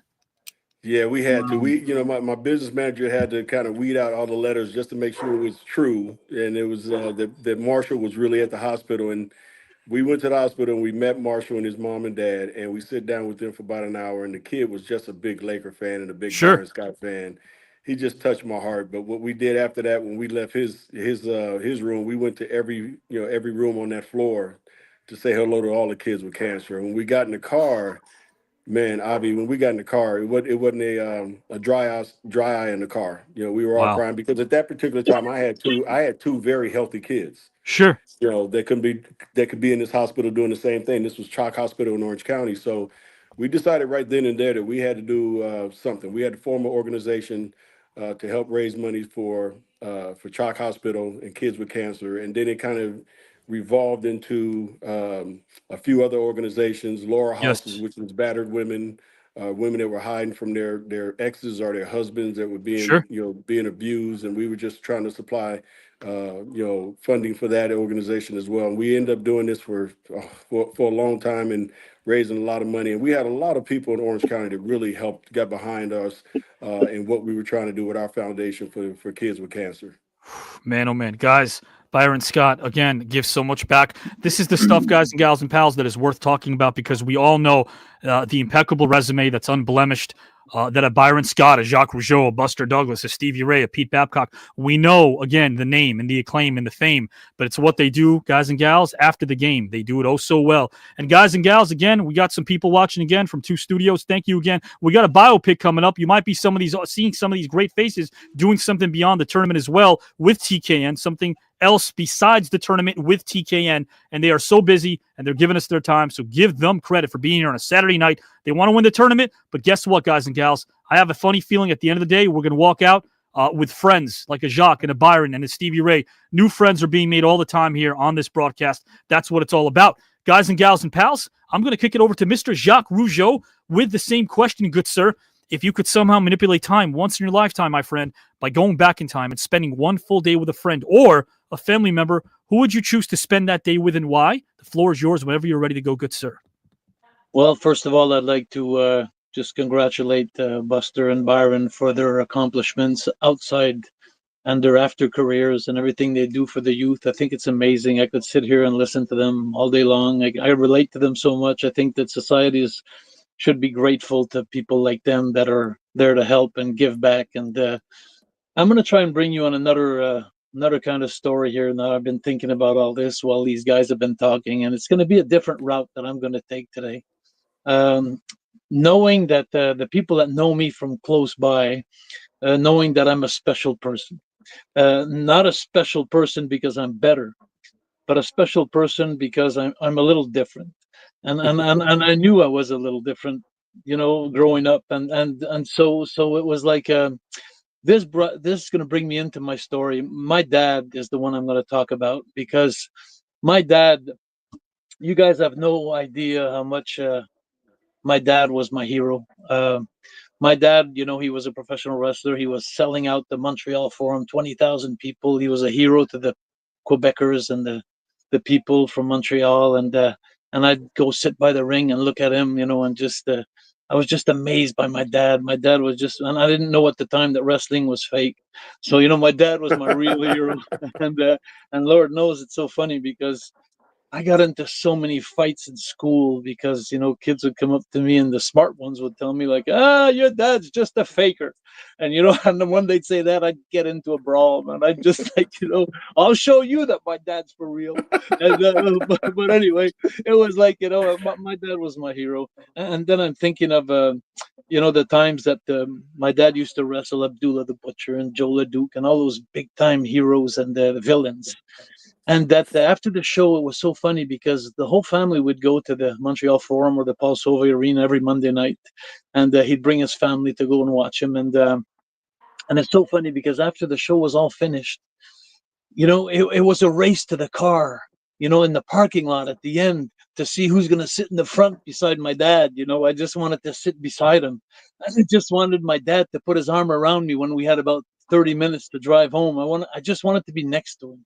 And so my dad is there's so many things I could say about my dad, and now to think about the time, to come back to the question where I'm going to lead up to this is what day I'd like to go and spend. Well, maybe it's a morning. It's not a day. It's just one morning. I've been living with a guilt. I've been living for a long time with a guilt, and I'm going to share that with you because it's amazing. Because I think of you, Byron, who you talk about people who lose people suddenly. They don't have time to express and how much they meant to them, how much they mentored them, and how much they helped them. And my dad was the opposite. My dad, he got water in his lungs, and so he was still living, but he had a very hard time breathing at the age of 89, and it lasted for a long time. He was bronchitis during his life. And it was like it was a long battle for him to just to live. But since he was my hero and he knew how much we counted on him, he just wanted to keep going. And at one certain point, I don't know if it's called luxury. I don't know if you have that in the States, but in Canada they give help to die now. Like you ask for a date, and they assist you to die. Like they and because there's nothing to do with his lungs. Like there was absolutely nothing they couldn't cure him, and so they gave him permission. I don't know if I'm expressing myself well here, but they gave him the right to take his life. Like in a hospital, like just that they were going to finish his life. And it was so funny because the night before, yeah, and I'll never forget July 1st, and the night before I went to see him at the hospital, and we knew for a while that he was going to die, and so I had plenty of time to express my love to him and to everything that I wanted to say to him and share with him, but when I got to the hospital the night before, I brought a shaving kit, and I shaved my dad. I just start shaving him. I wanted him to look good for tomorrow morning, and it was it was a great time, but a hard time. We didn't speak much. It was so painful for me. And so when I finished shaving him, and I remember my girlfriend was there, and there had to come the time for me to say, well, good night, and just before I left him, I told him, I said, Dad, I said, I'm not going to be there tomorrow. Even if you requested to have the kids around you when they give you that needle or however they do it, I'm not going to be there, Dad, tomorrow, because I can't take it. I just I guess I was selfish. I guess I didn't want to see my dad go. I didn't want him to close his eyes and to say I wasn't strong enough for him, and it's been haunting me ever since 5 years now. Like what a selfish person I was. But it's so funny because when I told my brothers and sisters, they all looked at me and they said, "We understand. Like we expected that." And it's like maybe because they knew me, I don't know. And it was such a painful thing for me to face. And then I'm thinking now today that when my dad was taking his last breaths, and he had his 4 other kids there with him, and he was looking around, he probably missed me. Like he probably missed that I was there. And so if I could go back in time, if I could go back one morning, I think I'd like to get excuse my language, but to get the balls and the nerves to just go and face his death with him and just hold his hand. And I think that would be that's something that's going to haunt me for the rest of my life, I guess. But I'm sure I'm so sad about it for so many nights and so many days. I'm sure he forgave me by now. But it was something that maybe I'd like to go back and do again. Well, that's beautiful, man. I know that you always talk about your father and hold him in such high respect. And the thing about your father that I think people should know about as well is, as you mentioned even before the show started, and you and I talk, we converse a lot. Thing about your father that made him such a hero was the fact that he gave you and your brothers options. Again, it would have been easy to just follow in Dad's footsteps, but the fact that you guys found your own way, he supported you in life, he supported you outside of the ring. He was a true father in every sense of the word. It's beautiful. It's beautiful to see you guys. I know this sounds cheesy and sappy. I know, but I'd rather be sappy than cynical in life. But the two of you are like giving them the best life you can give them after life, because now their legacy is living on through you and your sentiments and your expressions tonight. And we're getting to know a bit more about them. So now there's a bunch of people here who got to know Jacques Rougeau's father and Byron Scott's mom a little bit, guys and gals and pals who are watching and commenting. So again, please give it up for Jacques and Byron for being very open. We only have one topic and then we're out of here, guys. Just one topic. We're going to bring in right now our judges. Guys, Mr. Stevie Ray, who resonated most with you? Buster's trying to sign in, guys. He's having some tech problems, but he's trying to sign in. We saw him earlier with topic number 1. So you can obviously vote for Buster. He hit topic 1 as well. You can vote for Byron or Jacques. Voting's a good thing. It means someone resonated with you. Stevie, who was that and why? But of course, the floor is yours, good sir. I'm going to be honest, man. All of those stories resonated with me because they remind me of my father also, of which I've never talked about on any platform whatsoever. But by Jacques actually opening up about Avi, I don't think that's legal in the United States, because remember Dr. Kevorkian was doing some things like that, and what happened to him? You remember that? Yes, sir. Yes, sir. Assisting death. Suicide. Yeah.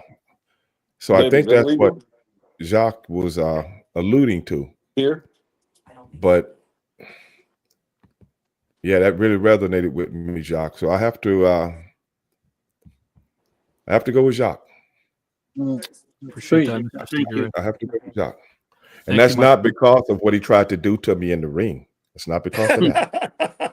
Don't think I forgot about that, Jacques. Okay. I wasn't up to you anyway. So I think every time we got in the ring with you, you beat us anyway. So don't worry about that. Isn't that enough, Stevie? Isn't that no, enough? he tried to take liberties on me. See, I didn't forget about that. Okay. See, he tried to take liberties, So, see, Byron, Byron, you don't know him like I do. I'm just letting you know. No, I don't. You're right. I know the reputation, but I don't know him like you do personally. Well, the reputation is true. Let me tell you. Okay. So maybe a rematch in this tournament at some point, guys. Stevie Ray and Jacques Rougeau. Never know if that goes. And hey, remember, 2 out of 3 will move on to round 3, guys. We like the fact that this tournament's taking time because 131 Hall of Famers, 132, along with Oscar, Grammy, Tony, Emmy, Golden Globe, AMA, WGA artists, all competing for the pot of the prize. It's not merely the size. Look in their eyes. Hearts and souls and fire, guys and gals. That's what they bring every single time they're here live, and they always thrive, and we do it, guys and gals, every Saturday night live. And again, round number 3 is upon us very soon in the spring. If Byron, Jacques, and or Buster, 2 out of 3 will advance, any combination of these 3 gentlemen will advance tonight. Their matchup in round number 3 will happen again next summer. We still have more matchups to go in round number 2 every Saturday night. Stevie's in this thing as well. I will put him backstage, one of the smartest human beings I know, Mr. Stevie Ray. And let's bring in JW to see again who he votes for and why. The very smart and intelligent JW. Welcome, JW. Hey, what's going on, Avi, and to everybody in the green room. This was definitely a tough one because it's the 3 different scenarios that kind of touched me, because in Buster's situation, it was more so just to go back and just, have one last conversation, sit with, someone that was close to him. In Jacques' case, it was the ability to go back and do it differently than what happened originally. But in Byron's case, he didn't get that opportunity. Like, he didn't have a choice. Like, when he woke up, it was over. And for him to say, he just wanted to go back just to be able to have the option to say goodbye. I think, to me, that kind of resonated as well, because, like, loss hits everybody differently. Like, people choose how they deal with it, but sometimes the choice is taken out of your hands. And we always hear people say, I wish I could go back and save this person, or I wish I could go back and be with this person. You never really hear somebody say, like, I wish I could just go back just to have the opportunity to say goodbye. So for me, I think I'm going to go with Byron Scott on this one. Appreciate that, JW. Guys and gals and pals, Mr. JW and Stevie Ray's votes are 5 each. 5 for Stevie, 5 from Stevie, 2 Jacques, 5 from JW, circa JW to Byron Scott. And now all of your votes, we're going to tally them as well, guys. But first, topic number 2. We're going to get right into it. Mr. Byron Scott opening up topic number 2. And that's it. We're done. After this topic, we'll find out who advances to round number 3. Guys and gals, again, just a quick little reminder. At the end of this broadcast, once we've bid adieu to Jacques and Byron and Stevie, the outro of this video will show you who's up next Saturday night. And we still have 2 of the biggest film and TV names in history. We still have 2 of the biggest film directors in this tournament in history. One of the greatest boxers of all time in this tournament. He's pretty sweet. That's the hint. Guys and gals, this is topic number 2. Oh, man. And guys, Byron Scott, Jacques Rougeau, they're here live, taking time. And again, they want to win this tournament. But even more important than all that, they are giving you every reason to stand behind them for what they support, which is all of you, guys. So again, celebrate them for being the great human beings they are, using their platform for something right. My question, it's a thought-provoking one, is, Byron, what is something you do differently than anyone else that you know, and why do you do it whenever you're ready to go, good sir?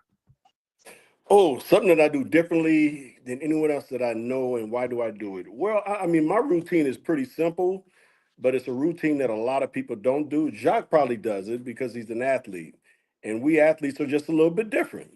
Every day I get my cup of coffee, but I got to hit the gym. I got to get a real good workout in every good morning because that gets my day going. It gets me that. But see, look at Jacques, man. Look at those guns. You know what I'm saying? It gets my day going. It gets me in a positive mood, a positive feeling. I'm ready to conquer the world. And then my day is pretty simple. After I get my workout in, it just depends on what's going on, what's on my schedule. It could be a day with my boys as far as on the golf course. It could also be business meetings, which I have a lot of those when we do Zooms. And then sometimes I have to just go and physically be with that because my wife and I are involved with 5 different companies that we've been involved with for the past 10 years or so. And then she has her own business that I try to help her with at times. And when I mean help, it's go in and get the laundry and do all that stuff because her business is a med spa. I don't do nothing medically like that. But I think the one thing that I do that's different from a lot of people, and like I said, because of being an athlete, is I work out every day, at least 4 or 5 days a week. I want to get in the gym, get that workout in, because again, like I said, it really gets me moving. It gets me in a positive feeling. I'm ready to do whatever it is that's on my schedule for the rest of the day. My wife called me and she said, I get off work at this time, let's go do this. I have the energy and I'm ready to do it. So I think that's one of the biggest things, Avi. And I don't think a lot of us, at my age, I'm 63, in my day, way back in the day, that wasn't something that was real big with us, was working out. You worked out to stay in shape to play your profession. Being a basketball, football, wrestler, baseball, hockey, you worked out just so you could stay in shape to play your profession. But to me, it's a lifestyle. It's something that you should do for the rest of your life. It's going to add years to your life so you can be around here for your kids and your grandkids. And I'm a firm believer in that. And my wife is as well, because she was a fitness model back in the day. That's how we met. We met at a gym. We met at a gym. We started going hiking together and working out. And she's a Polynesian dancer. So she's real into fitness.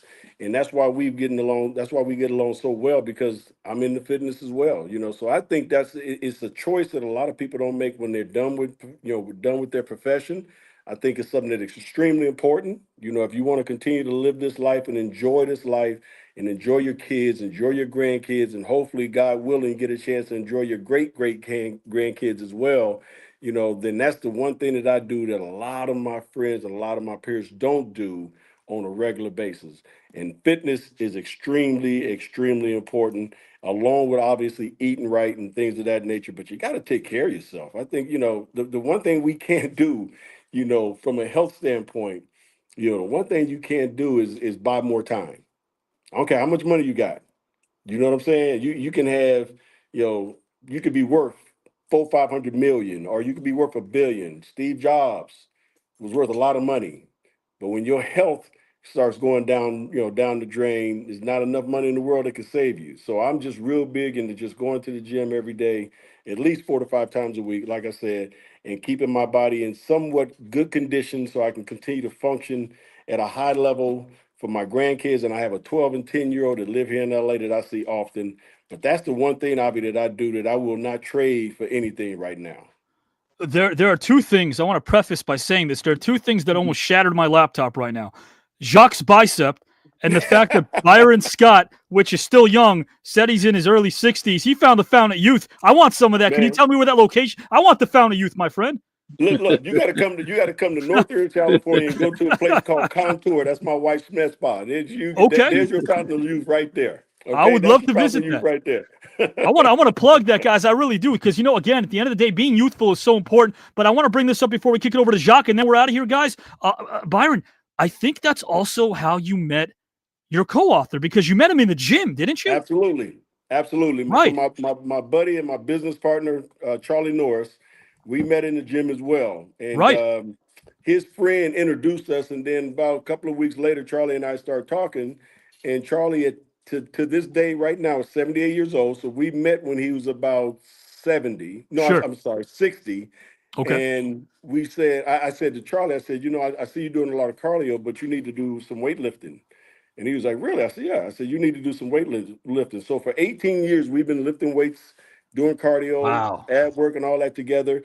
And Charlie, when I met him, had not a severe case, but he was getting real close to MS. He had the shakes and everything. Sure. And the doctor, after a few years, told him, continue to do what you're doing. That workout is extremely helping your health. And at 78 years old today, Charlie and I work out 4 to 5 days a week. Wow. And he keeps up with me, and the man looks great.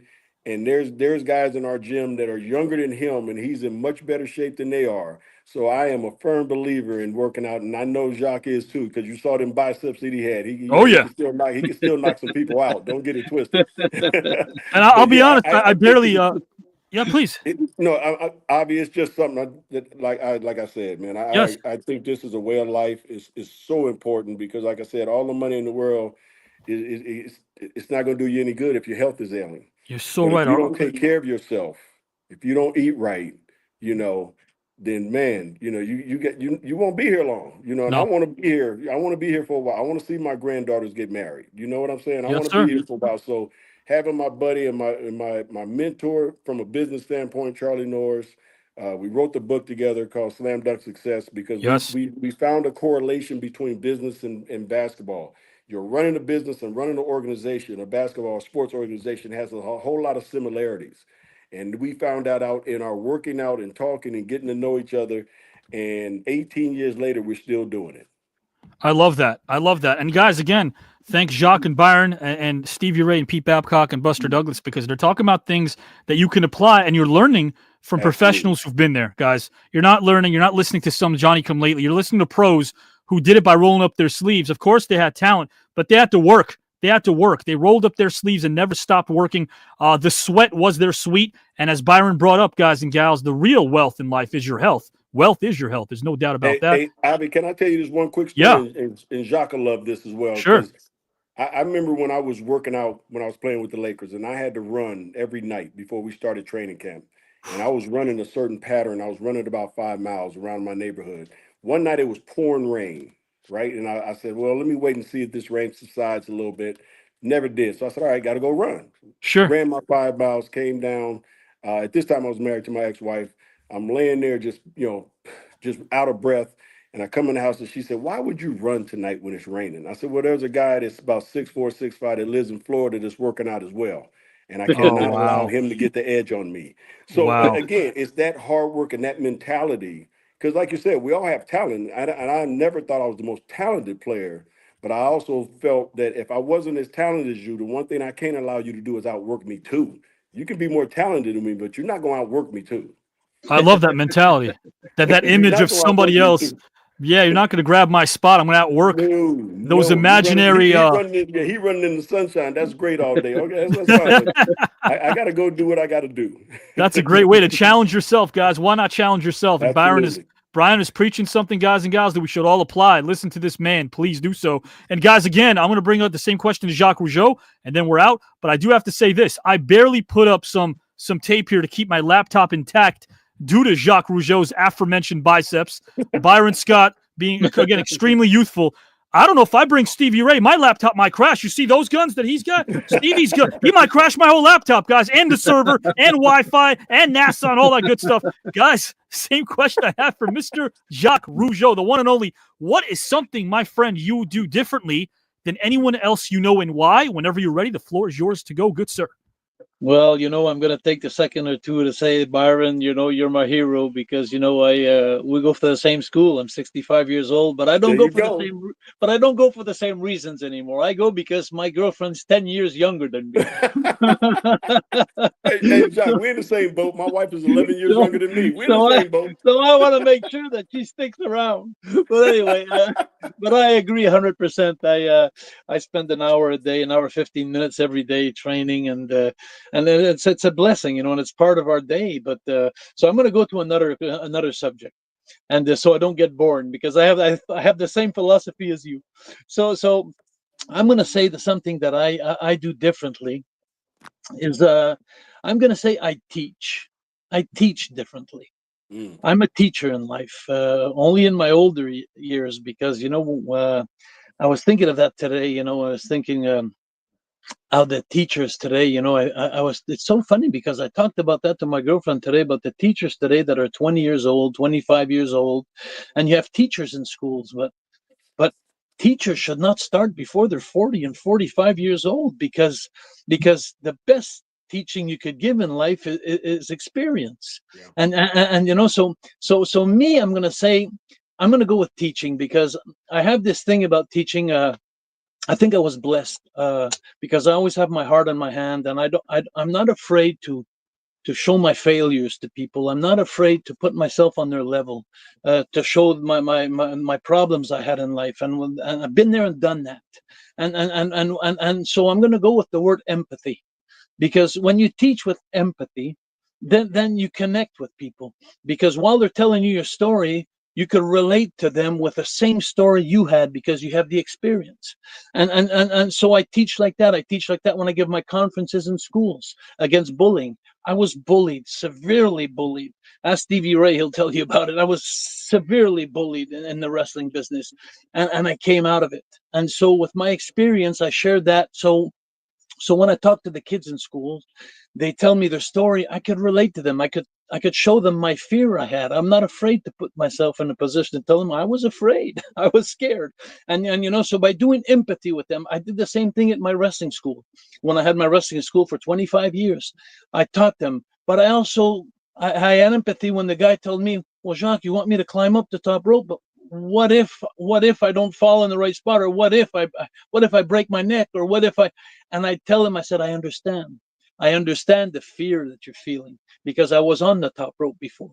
So everything that I share and I teach, I think that I'm going to relate to what I do differently is I'm going to say I teach with empathy. I try to put myself in their shoes, and most of the time, now I'm 65 years old, so I've been there. So I could really understand and let them know that I understand. And I think the greatest thing is when you're teaching is when you look at the people come up to you and they feel like they understand that you understand them, and they have that connection with you. They look at you and they say, I really feel, Jacques, that you're saying the truth. Like, you're telling me how you feel, because that's how I feel. And I think that's the greatest thing that I'm doing today is that is different. I teach with empathy. And dare I say, you guys both teach with a smile, and that doesn't mean that sometimes, of course, you have to get serious, you have to light people up, because at the end of the day, that's what motivation is all about. But you guys really love what you do, and you love people, and that shows. I think it takes 5 seconds to realize that these two gentlemen have hearts of gold, guys and gals and pals, and they definitely do. Right now, you can start voting in the comment section, because that's it. Our topics are done. We're going to find out which 2 out of 3 will advance. I know that Buster, guys, is at a disadvantage because of his tech. He's trying. Man, I see him trying to sign in, and the Wi-Fi is booting him out. He's doing his best. Guys, again, 2 out of 3 will advance tonight. Let's bring in Mr. Stevie Ray, dear friend, and see who he votes for in this topic and why. Wow. Wow. You know what? To be honest, I resonated with both of these guys because both of these guys are telling my daily story. A lot of people don't know this, but Avi does because we've been knowing each other for a long time. And we talk about a lot of things. And that's why I call him the professor. But what Jacques was referring to as teaching, I never look at myself as a teacher when I'm out doing public speaking, but Avi always calls me a teacher. Though I go and talk to a lot of inner city kids about certain things that are going on in the inner city that most of the world doesn't know anything about, of which I came up in. And I can let them know to get out of this. Or for, like Jacques was talking about bullying. I never experienced that, but I know so many kids that have. Because see, if I seen somebody like Byron Scott come on, what he gonna do? He gonna bully me? Okay. No, I'm just kidding, Byron. No, you ain't. But that's all right. There's always a little truth there. Always a little No, he ain't. That's okay. John, Byron, come. No, man, I love you. You know I love you, bro. You know I love you. But I know where Jacques is coming from. When you got that, when you in those positions, and you can go out and give back to uplift people, man, that's a blessing within itself. But I also resonated with Byron because I live that on a daily basis, man. I live going to the gym and trying to stay in shape, looking a certain way, because my mother died very young and my dad died when I was 6.5 years of age. And I wanted to do things with my daughter that I never got a chance to do with my parents. So that's one reason, brother, I'm up hanging and banging in the combat zone on a daily basis, man. I feel you. But when I leave the gym, man, I'm feeling like something that I can't even describe. But I'm not going to the golf course. I'm telling you that right now. That's not what I'm doing. We're gonna attack that one day. Yeah, definitely. But I'm just messing with him again. But hey, man, whatever it takes to keep that quality of life. Yeah. Self-esteem also. Self-esteem is amazing. Yeah. Amazing. So I resonate with both of them, man. And man, this was a tough one for me because I was like, golly, they're both talking about my life, man. Right. But because of the mere fact, I've been a gym rat since I was 15 years old. Oh yeah. 15. And that's yeah. I got you. Know. Take two. So I'm gonna say Byron by hair. Got it.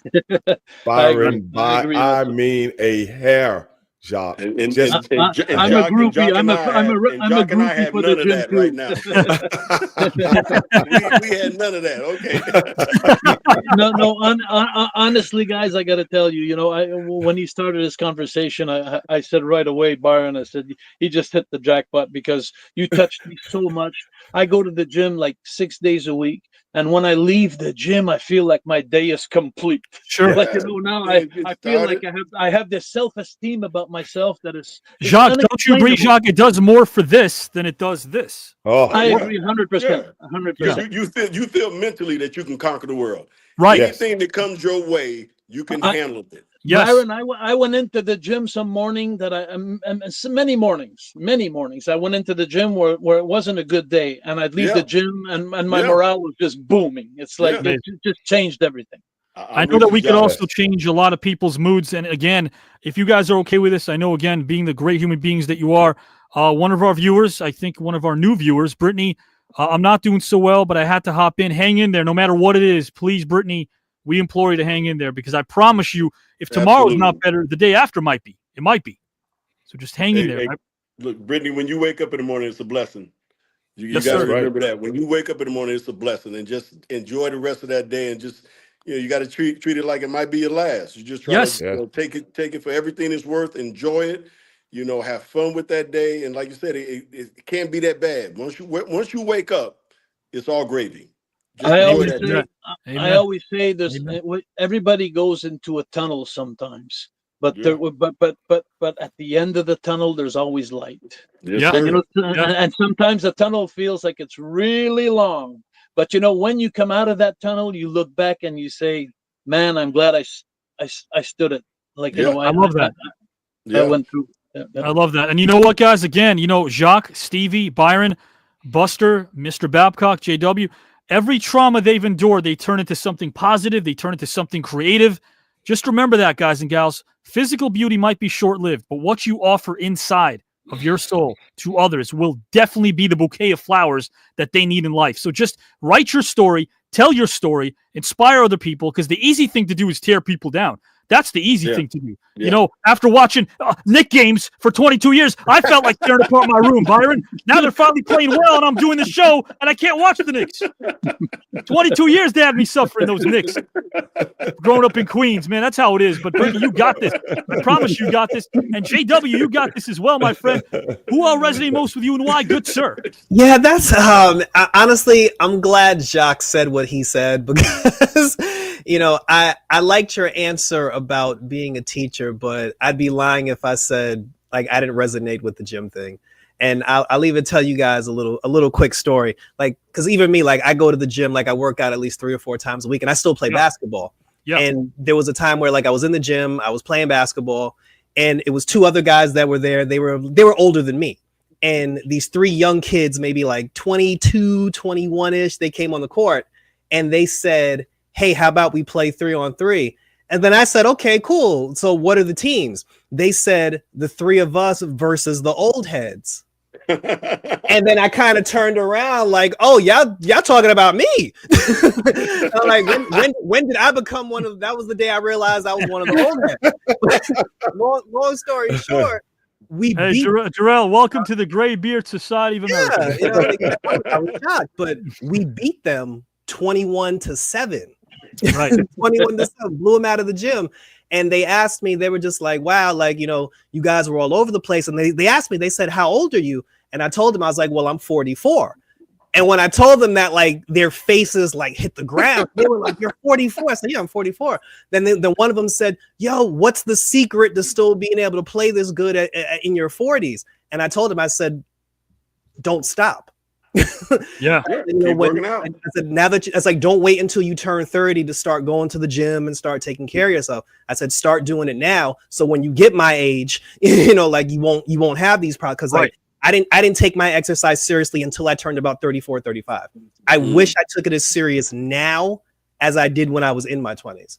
But yeah, and like everyone was saying, it gives me clarity of mind. It makes me feel good about myself. I get up, I go to church at 8 o'clock in the morning on a Sunday. I go to the gym at 9 o'clock, and then I'm back home by 10, and I feel like I got my whole day ahead of me. So, and at 44, at least in my neighborhood, in my town, that's the, that's something that resonates with me, that I think I do better than everybody else in my neighborhood.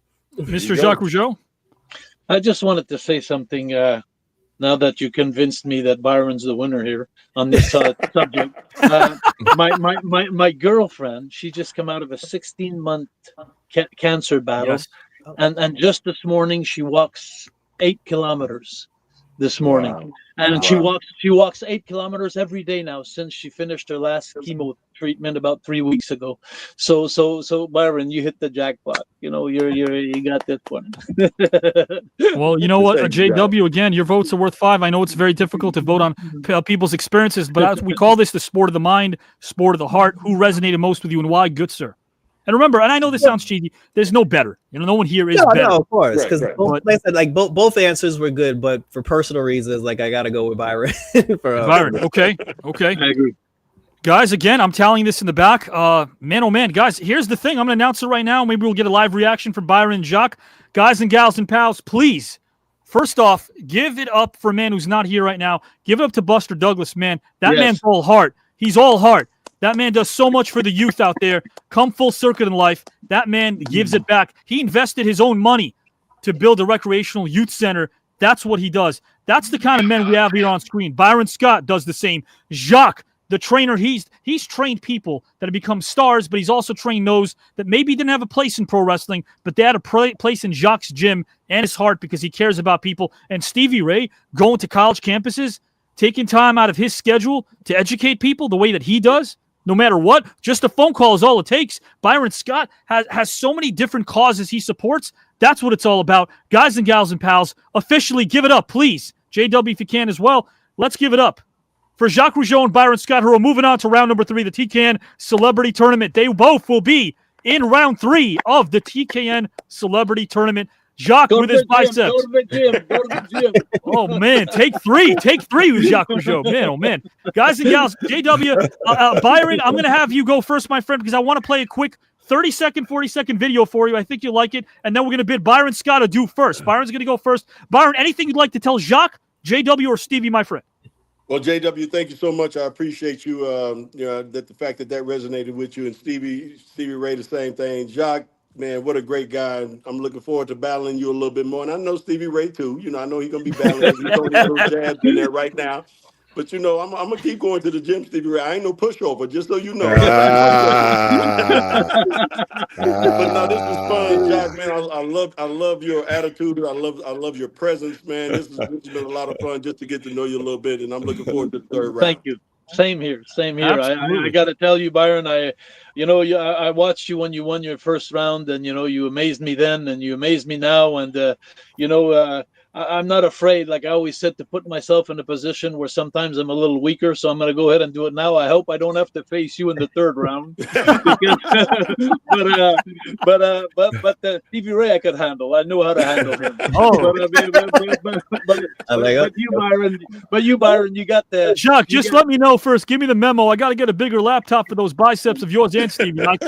This laptop can't handle all that muscle. But guys and gals, it is all about the pride. It's all about the prize. It's all about our heart. It's all about our soul. I'm going to put JW backstage, Stevie Ray backstage for a moment, Jacques backstage for a moment. Don't go anywhere, guys. I want to play this for Mr. Byron Scott, guys and gals and pals. He deserves to see it. I put it together for him. He, my friends, is the definition of a true hero.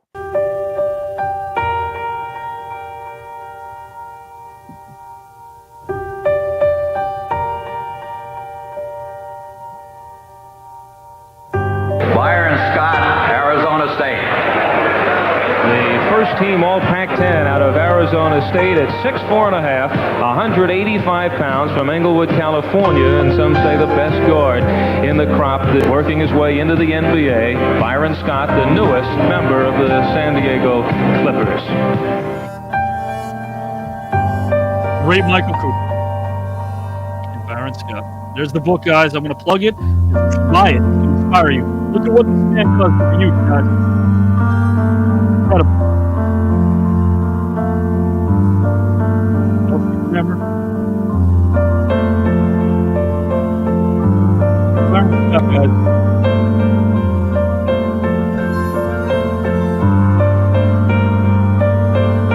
Remember, guys, we're not a podcast. This is humanity at its best. I get better. I'm surrounded by Byron Scott, Stevie Ray, and Jacques Rougeau. ASU days. Florida.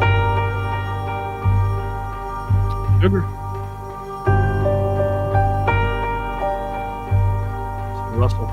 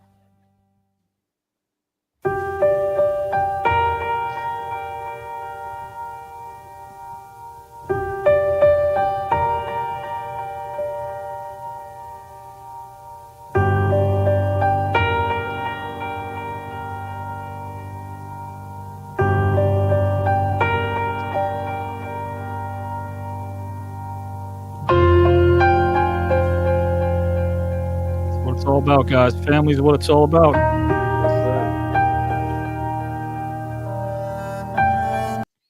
I want to tell you, my friend, your presence is a present, man, and I mean that from the heart. Avi, you the best, man. That was taking me back down memory lane. That was fantastic. To see my granddaughters in there and everything, man. That is very touching, and I really, really, really appreciate it. You deserve every bit of it, my friend. Congrats to being in round number 3. I will talk to you soon about some other things as well. And my friend, you have a great rest of the weekend. Thank you, my friend. I will do that, and happy belated, Thanksgiving. And again, my condolences to you. I know you're still dealing with the loss of your father, man, and I know how that is. But my condolences to you and the rest of the family. And thank you so much for everything. I appreciate you. Thank you, my friend. I appreciate you too. Thank you, Avi. Legendary human being, guys. What a class act Byron Scott is. Jacques, I want to play something for you too. But Jacques, again, Buster Douglas, I'm going to bring Stevie in a minute because I want to talk to the legendary Stevie right now. I want to say this really quickly too. You shared a story about what people mean to you. I feel like sometimes in life we have different people that play different roles in our lives. Big brothers, fathers, uncles. I feel like, I'm going to say this live, people like you, people like Stevie, who I've known for like 7 years, you guys don't know how much you affect me. And I say that publicly. You don't know that. You affect me. And look, it's not about the name or the acclaim because we've all worked in the same industry, different fields. I don't celebrate celebrities. I celebrate people who are outside the box, open-minded, kind-hearted. You epitomize all that. I mean, I am so glad last year you said yes to this because interestingly enough, it was last Thanksgiving when you were on here with Tim Hardaway Sr., Hall of Famer, and Jeff Timmons. And to know that you're here a year later, like when I say here, I don't mean in TKN. I mean, you're with us. And to know that you helped Natalie and she helps you and you help each other and she's here with us another year. These are blessings. And I appreciate you. I really do. Let me say this. It's time that you start realizing some things, Avi, and none of this would be there if it wasn't for you. And Avi, you just gotta. I don't think you're taking the credit because the credit is due. That everything that you're bringing out, like week after week, I'm listening to the show and I'm getting to know people and I'm getting to feel. I was talking about empathy early in the show. I relate so much to the stories, and it's so funny because when we had a topic here and I realized that Baron had the right answer, it right away it came to my mind, like, this is not a contest. Like, he just hit the jackpot because we're all there living what he was saying and living. But it's like that in every topic for the last year that I've been following this show. I've been learning.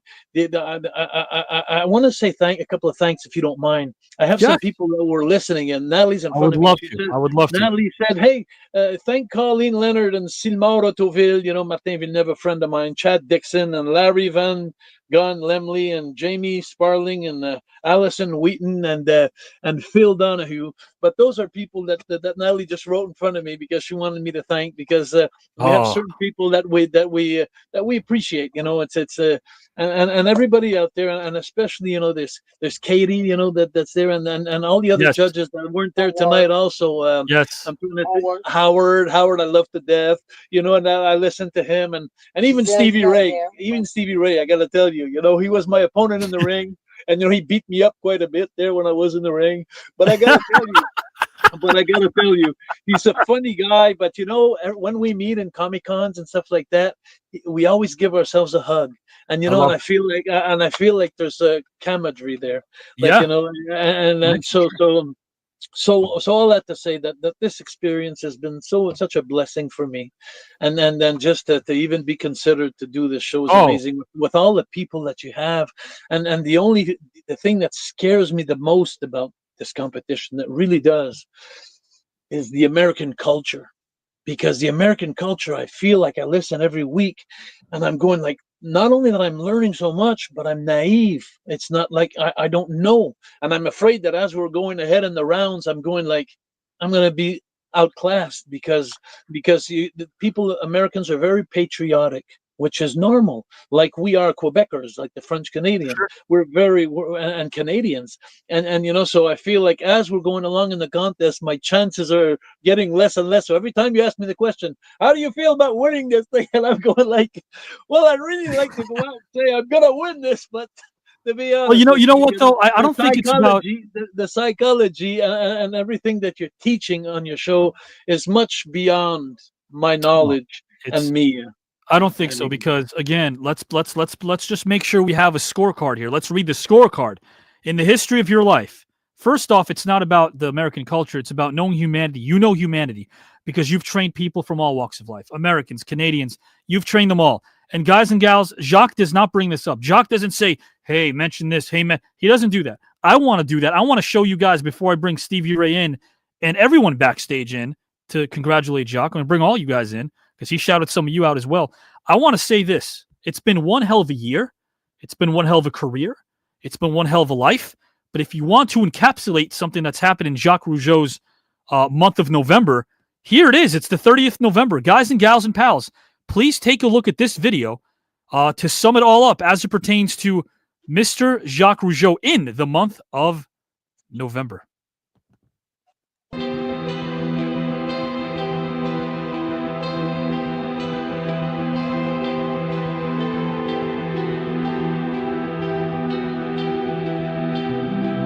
What a month. It's been a month. Yes,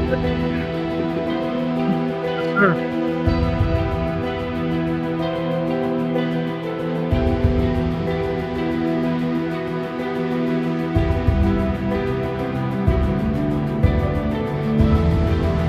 Wait till you see this, guys. How about the finals? Wrestling Academy, we'll talk about that soon. Wrestling Legend Jacques Rougeau immortalized with his own video arcade game. There we go. Adam Copeland, Edge, George St. Pierre, Hulk Hogan, part of this. You'll see more. How about that, guys? There they are. More. That's amazing, guys. Somebody say that. Champions, guys. That's what it's all about. Beautiful people, guys. Jeremy, that's Jeremy Fox. Beautiful couple.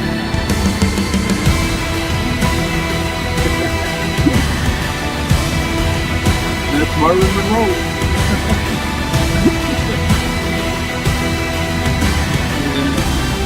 Wow. Let's bring it down.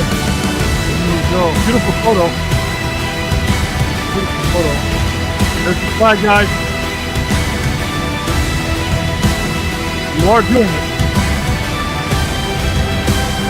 There's Ernest. Ernest gives us the okay, too. You know it's okay when Ernest gives us the okay, but I want everyone to come back here on screen if you can. Give this man a round of applause. Jamie Sparling, please, if you can. Howard Collado, Joe Rositano, JW. Where's Jamie over here? There we are. Give this man a round of applause again. Man, oh man. JW, you don't seem to be too happy. I mean, I'm happy for Jacques, and I'm happy that he went over to the next round because, Jacques always gets his man, and I have no doubt that will continue to happen. Jacques, you don't really know about this, but he's actually a little bit upset. He and Howard have a thing going on. They've got a second-round matchup, Jacques, JW and Howard do, later in this tournament, and I think that they're still a little bent out of shape with one another. That's not important right now. We're here. No, it's not. We got to celebrate Jacques. I want to bring in Stevie Ray because, man, go ahead, Jacques. I just want to say that I'd love to be a judge for you guys. Wow. That's available there. I'd like to be a judge for you guys. I'd be on awesome. Jacques, your judging is amazing. I definitely need you back. There's no doubt. And guys, listen, how about the judge tonight, along with JW, a man who already has shown the masses, that when it comes to his brain, guys and gals, there is no pain unless you're on the receiving end. Guys and gals, Stevie Ray is here to play, but he's also here to win. He's got Jacques Rougeau in his sights. Maybe Jacques got him in his sights. I don't know how it's going to go down. But Stevie, my friend, you also are a very poignant person. You said you're also scouting the talent. Is that right? You're scouting everybody in this tournament. I was. Until tonight. What happened tonight? Oh, I already see what's going on. Jacques Rougeau. No, stop it. Stop it. Jacques, like they say, the Canadians always get the Mountie. The Mountie, just like JW said, the Mountie always gets his man. Oh, yes. Hey, look at this here. Hold on a second. Let me show you something my shirt is. Wow. There you go. There you go. Right there. JW must have saw it. JW Oh my must have gosh. saw it early. So are you saying that JW might have been involved in something a little bit No, I think he got a glimpse of it.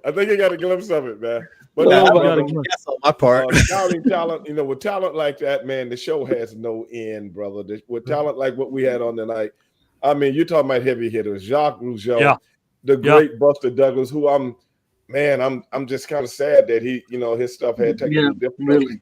Byron Scott, man, you don't get on a bigger stage than an NBA champion, brother. This is what's great about this show, brother.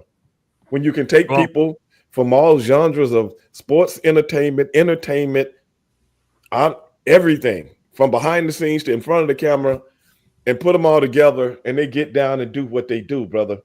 Hey, it's a blessing being a part of this, bro. And the fun thing about this show, the really fun for me, like a guy like me, is like seeing a Lou Ferrigno, a Stephen King, somebody, Jim McMahon, somebody out of their comfort zone, something out of what I've seen on TV, what everybody marketed me from, wanted me to learn from that person. Now I'm getting to see week after week, hey, there's a human being behind this person, and a very intelligent one too. So this show is that was my goal. My goal was to make sure, watching you guys again do your thing as a writer, people don't understand how every step you make, every step a Stevie Ray or Jacques Rougeau make and take, they're being monitored, and they're human beings just like you guys. They deserve to be humanized on a show like this that allows them to relate to you the way you can relate to them. And guys, Jacques just brought up a name right there. I'm feeling in a festive mood. Hey, maybe Jacques knows something about the behind-the-scenes participants that we don't know. He mentioned a Stephen King. Who knows, guys and gals? All I'm saying is you never know what might be coming down the pike.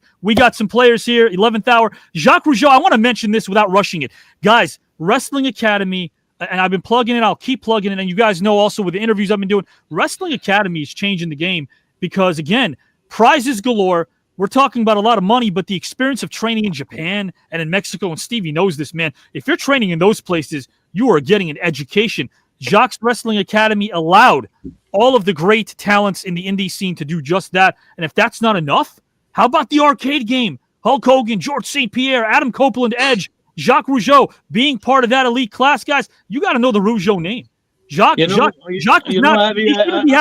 They should be happy to be with Jacques Rougeau. That's what No.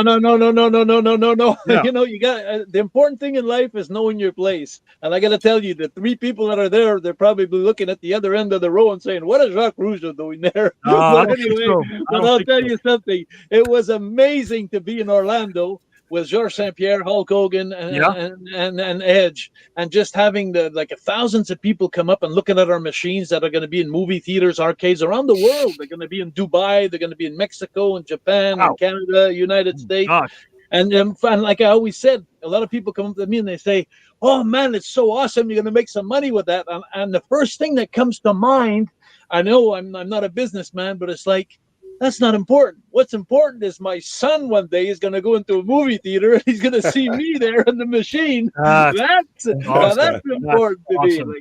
That's something that probably never gets old. And guys, listen, we're going to have a special show at some point. When Jacques and I, we talk a lot, we'll see what we do because we want to dedicate a whole show. Could be maybe not on a Saturday. Could be a Wednesday, a Tuesday. We'll pick a day. We wanted to dedicate a whole show to what Jacques has been doing because that clip I played, that video package doesn't do it justice. This man's got a lot going on. We're always going to talk about it because, again, these are positive projects he's a part of. Projects that you guys can they make you happy. That's what it's all about. Guys, I want to make sure that Jamie, Howard, JW, and Joe, right now, before we bid Jacques adieu, anything that Jamie, Howard, JW, or Joe want to tell Jacques, the floor is yours, guys. Now, just keep doing what you're doing, man, because we see it, we appreciate it, and we look forward to what you got coming in the future. I gave it my all. I don't have anything left. No. But you do, because we see it when you're posting. We see it when you comment. It's inspiring to us. So as we post and we encourage the masses to watch this, it means a ton to us. Joe, he wants to be of service. The thing with Jacques and Steve, these are guys that want to be of service. What you see behind the scenes, first off, what you see in front of the camera is amazing, but what you see behind the scenes, man, I wish people had a glimpse, because these guys, man, they're all heart. They're rare human beings, and you're right about that. Men of service. Howard, you know a thing or two about service. Anything for Jacques Rougeau, my friend? Yeah, I mean, look, the minute you popped onto our virtual screens, man, your energy, your passion, your love just poured through these screens. And I wrote a comment in the comment section. Now, you talked about not being too familiar with, like, American culture or all this. And brother, you speak what I call the language of the heart, and that's universal. So, yes. Mr. Sparling? Thanks, Howard. Thank you.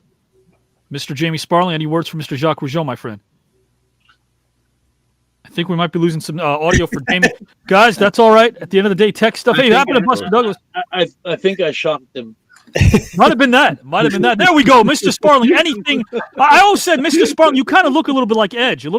Anything you want to say to address to Jacques Rougeau? No, there's some tech issues there from Mr. Sparling. Why don't you pop back in, my friend, because we can't hear you, my good friend. Jamie Sparling. Hey, listen, Jacques Rougeau, I want to say this. Congrats to being in round number 3. We appreciate you a ton. Is there a chance I could say hello and good night to Natalie? Is there a way we could do that if she wants to? Mon amour, viens dire bonjour. Viens dire bonjour.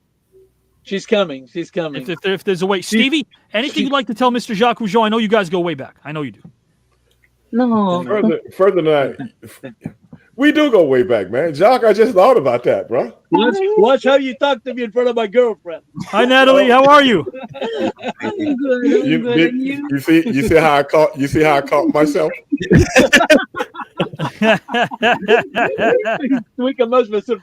it about take? Natalie, I want you to know something. We had someone named Larry Lemley. I still got them. You know how we do in the business, man. You know how we do in the business. It's a word. It starts with K, ends with E, rhymes with Gabe. Guys, I want to say this. Jacques. Yeah.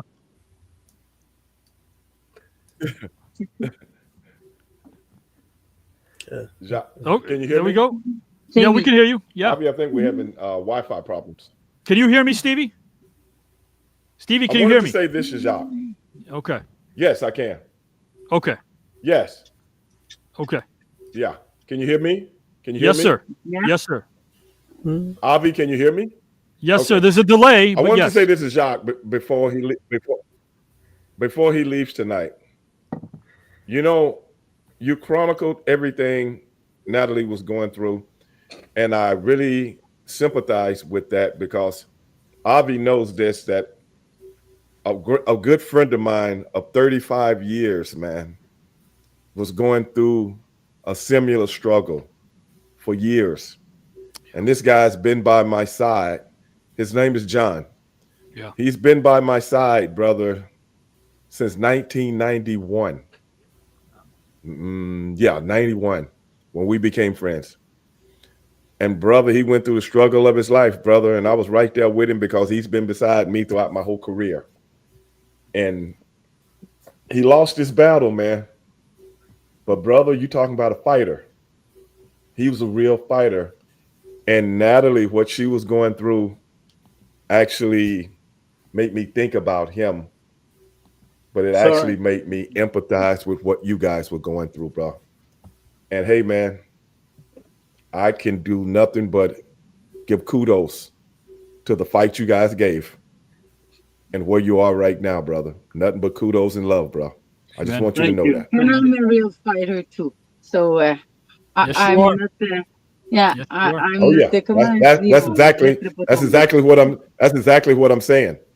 Yeah, that's exactly what I'm saying. Thank you for the fight that you put on. Because again, Stevie, I think I said this to you when it comes to your friend John. I think Stevie helped extend John's life, because he looked so forward to Stevie uplifting him the way that he did.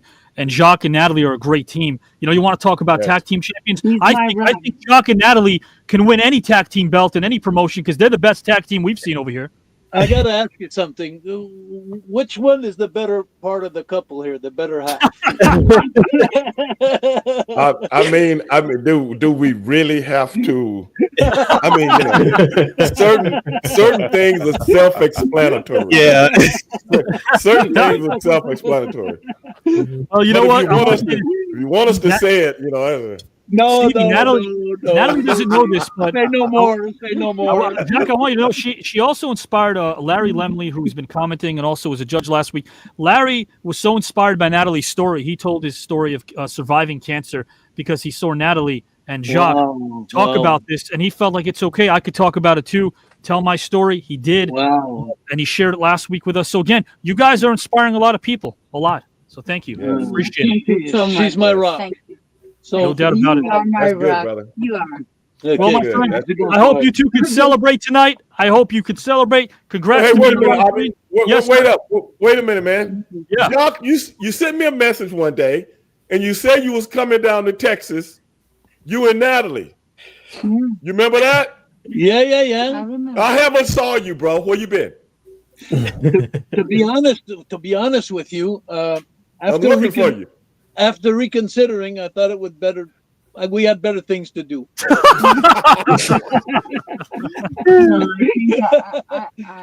Guys, gals, maybe in the finals we'll have Jacques and Stevie do it one-on-one.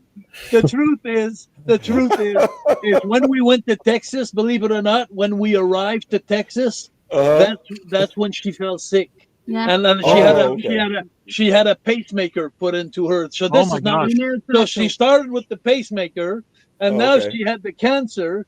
I think she's living on borrowed time right now. But anyway, I gotta tell you, I'm good for 30 years. she's gonna be good for old parts soon. Like Okay. Yeah. I was just letting you know. I was looking for you. I'm like, Jacques never showed up. I'm going to read this text. This is from Joe Ricitano. Joe just texted me here live. He says, everybody that goes to Texas is usually worse for wear. That's from Joe Rizard, who's on screen right now. Yeah, that'll beat me next week. Don't worry. Stevie's from Texas, so I hope you understand what you're saying here.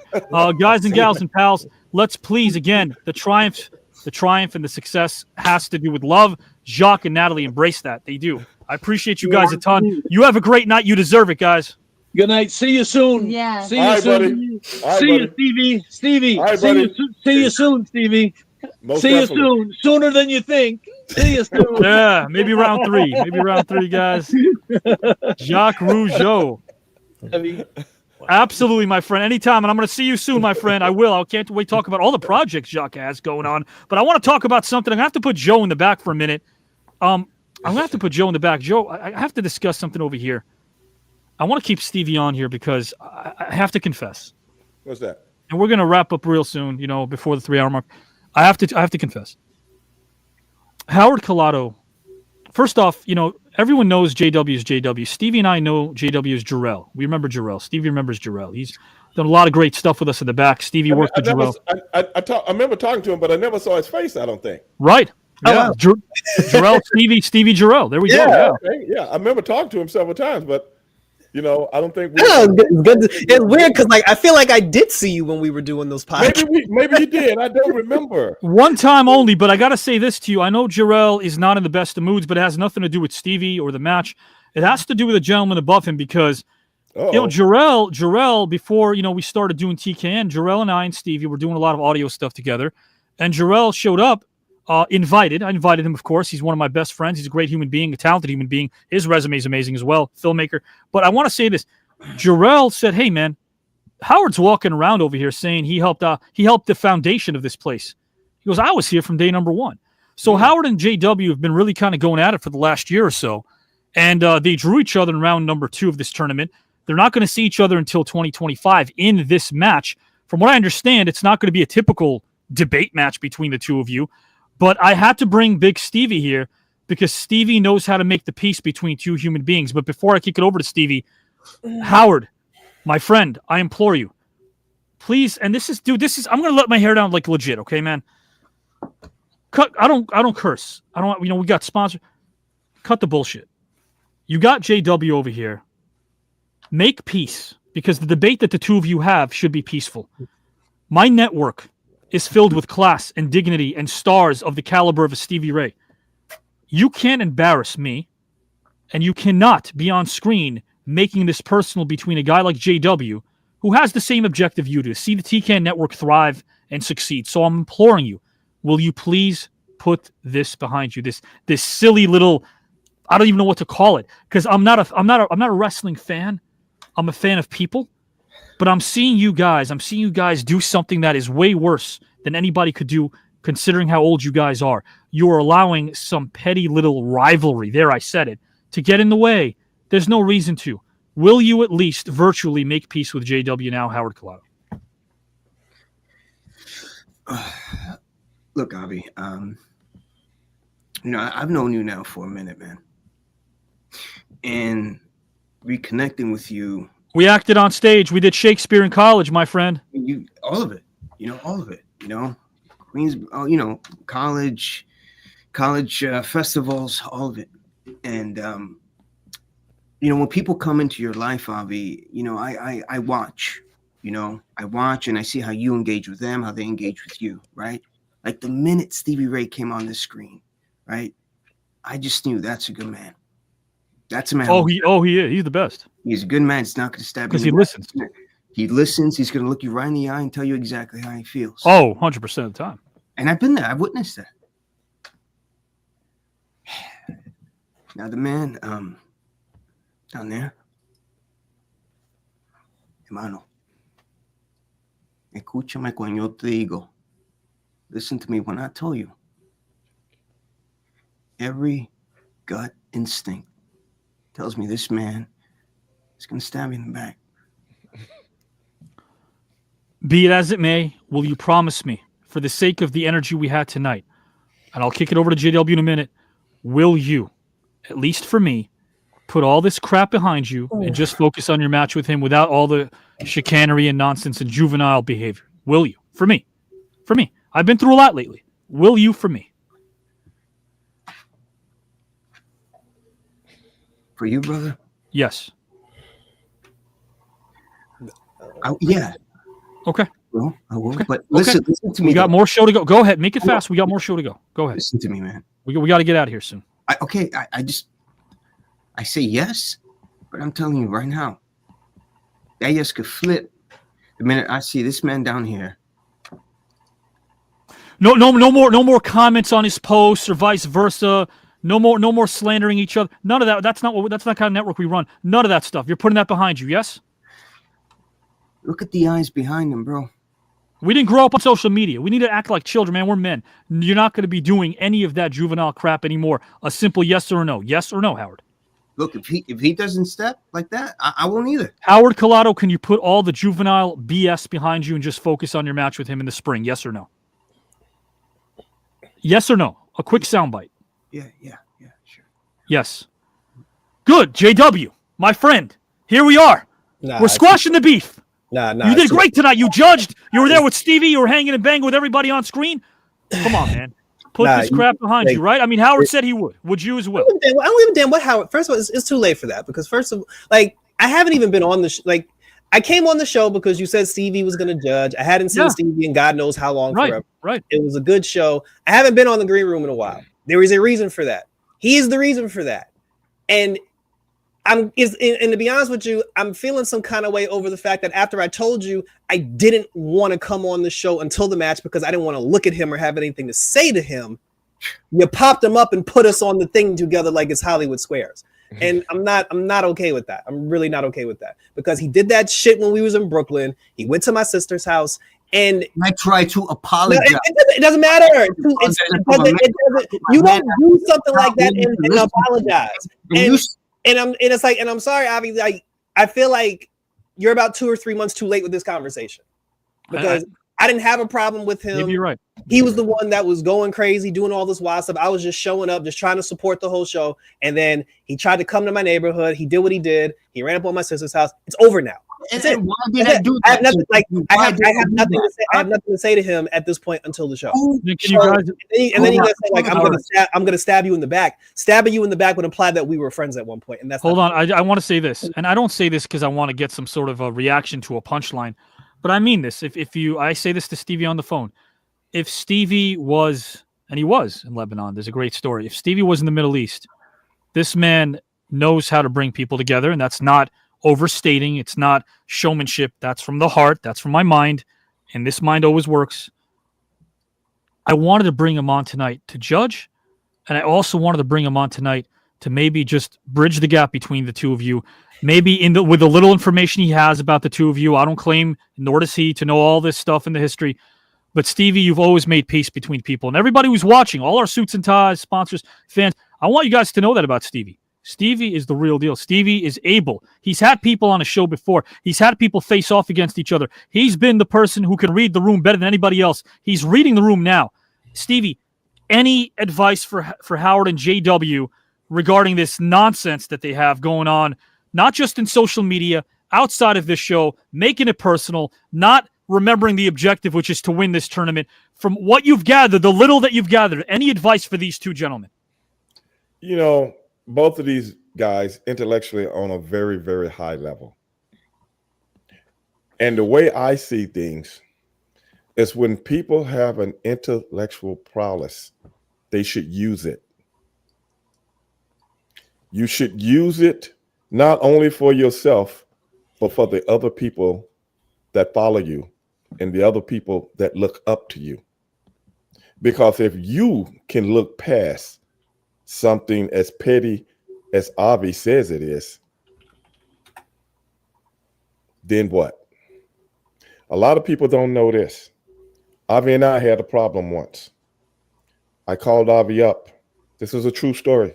True story. I called Avi up, and everybody knows I'm a proud guy. But once I looked at the overall picture of everything, I called him up and I said, brother, I'm sorry. Because he's one of my best friends. I'm sorry, bro. And I hope you can forgive me for the way I reacted to something or somebody that had came between us two. Make me think one thing, made him think another. First thing, we at each other. But at the end of the day, it wasn't about us. It was someone else. But even if it was about someone else, we should have been big enough, smart enough, intelligent enough to look at the overall perspective of things and go, that's my friend, man. Nobody comes between my friend and I. And if you guys got anything in common, the one thing you got in common is Avi. And just for the respect that you got for him, what's wrong with looking at each other and go, let's be there for him? What's wrong with that? And for the record, guys, takes two to tango. Stevie was the bigger man. He always is. He wasn't in the wrong at all. We found out exactly what forces were at play. And nothing could break this friendship that he and I have because, again, you know, when you have a brotherhood that's this strong, that's united by honesty, that's united by unconditional respect and support for each other, that's what TKN represents. Stevie is TKN. So are you guys. I'm not asking you guys to send each other Christmas cards in a month. Just think about it. Just think about it. Give it some overall thought. Because JW? both of you guys are valuable. Oh, the difference. Yeah. The difference was you two were friends, and neither one of you crossed the line with the other one. He crossed the line. In the interest of emotional maturity, I cannot go toe. I don't even know why I'm on the screen with him right now, but I cannot. I'll not go toe to toe with him until our match. I can do that. But one thing I can't promise, outside of the green room, outside of the cameras, the audience, like all this smoke and mirrors, if I see you outside, it's a different story. But when we're here, fine. Just don't let me find you out there. Because you know what you did. The line was crossed. It's a wrap. Howard, go ahead. Go ahead, Howard. It's a wrap. And I'm sorry, you know, and to be honest with you, and I swear to Avi, I swear to God, like I do feel some kind of way about this because you knew I didn't want to talk to him. Okay, who crossed that line? And you kind of set me up anyway. Who crossed that line first, JW? You did. Because I didn't go to Brooklyn. I didn't go to Brooklyn and go to your sister's house. My band. Like, I didn't go to Brooklyn. I didn't go to your cousin's house. Like, I didn't roll up on your people in Brooklyn. I would implore you guys to listen to a man that's wiser than us and Stevie Ray. He's been through I listen to Stevie Ray, and like I said, for the interest of emotional maturity, okay. This is the last time I'm going to argue with him on the show. The next time me and him argue like this, it's going to be in the debate. Just don't let me see you outside. that's all I'm saying. Because you still got to pay for that. And until that gets resolved, there's always going to be a problem. I'm going to pay for that. All right, guys. JW and Howard, they tried again. Civil discourse aside, we made an attempt at it. So did Stevie. He had no idea this was happening. So again, guys, I'm going to cut to the outro and we're out of here. That's it. Outro, guys and gals. JW just bounced. He's out of here, Howard. I tried my best. Good. He just bounced, bringing Jamie and Joe. Guys, again, we tried our best. Guys, give it up for Mr. Stevie Ray. I want to bring this up, guys. Straight Shooting with Stevie Ray. Again, he doesn't ask for it, but I want to tell everyone it's on his Facebook page for now. But man, oh man, does this man have some great stuff coming up in 2025. Yeah. We might have some amazing stuff for you. Oh, we got a lot of amazing stuff, man. A lot coming down. We got a lot of amazing stuff. Man, Jamie, oh man, do we ever. I didn't get a chance to say anything to Jamie tonight. Good to see you, brother. Yeah. Good to see you, Stevie. Good to see you, Stevie. Howard, take a deep breath, man. Don't get drawn in. Take a deep breath. Take a deep breath. It starts with a breath, right? It starts with oxygen. Guys, again, Stevie Ray has got something cooking. He said a deep breath and a drink of water. Don't drown. Guys, you're all involved. You don't know the date. You don't know the location, but soon you will. I'm being vague on purpose. I'm being general on purpose. Soon you'll know a date. Soon you'll know a location. Soon, you guys and gals, you'll be able to go to said location and watch what we do live as we thrive. I'm talking about what Stevie Ray's put together over here. It's like nothing you've ever seen before. But I have to ask some questions before the outro. Stevie, this is a question for you. Okay. It's a question for you. We found out Vince Russo is in the next round. Do you feel like a one-on-one matchup with Vince Russo, Stevie Ray, would be a challenge that you're not exactly prepared for? Who, me? That's from Charles. Charles is asking you that question. Charles, please. Yeah. Yes. Charles, what you been smoking, bro? Charles. What you been smoking, Charles? Top vote getters, Charles. Stevie's the top vote getter. I hope I draw Vince Russo so I can eat him like a bowl of collard greens, okay?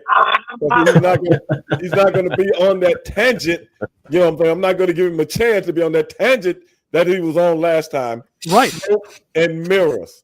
This time, it's not going to happen. I'm just saying I hope that. But be that as it may, if I see Vince Russo, bro, come on, bro.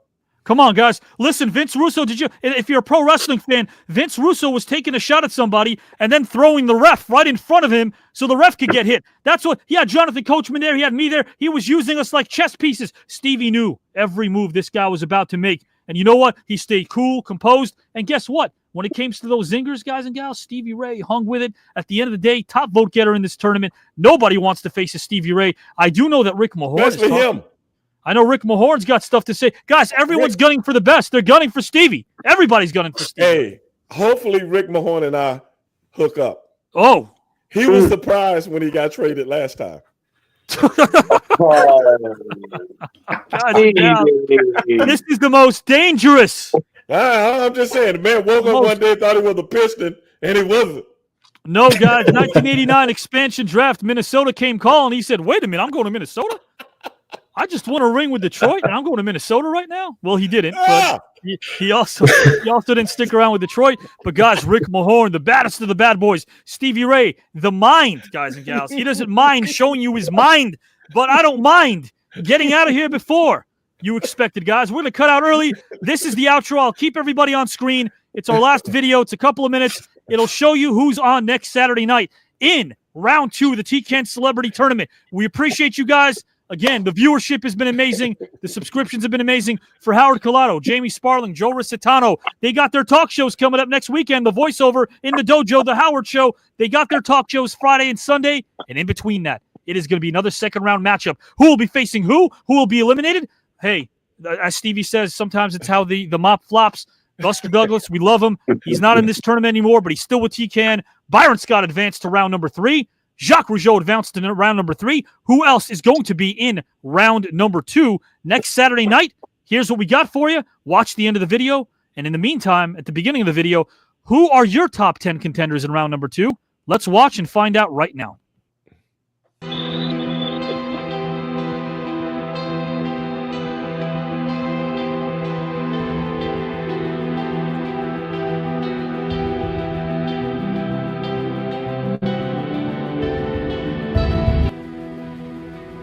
Obsession's going to be talent every time.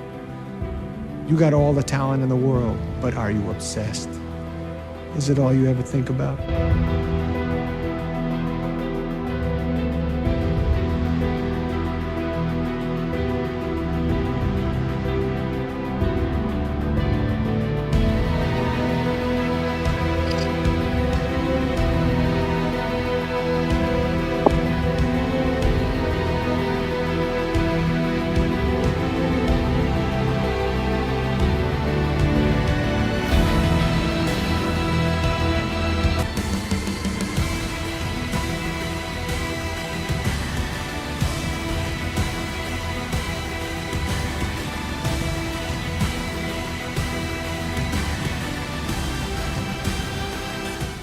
She never was tough enough to get all the tough kids in school, all the after school program roughnecks on stage. I would have never gotten the bug, man. So I owe it all to her. I've heard people say like oh, you got to talk to my mom. Whenever she's depressed, she watches that movie. So it's just some movie that makes people smile.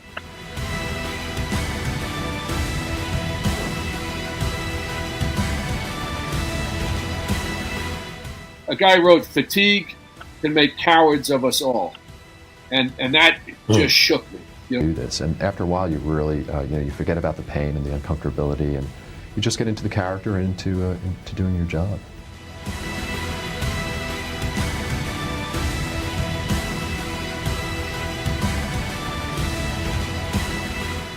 So basically, I walked in there like a lamb with a blindfold on, and I just fell for anything he said. You were scared to death of Jake Roberts. And you cheered him simply because you didn't want to be on the losing team, because you believed what I was going to do.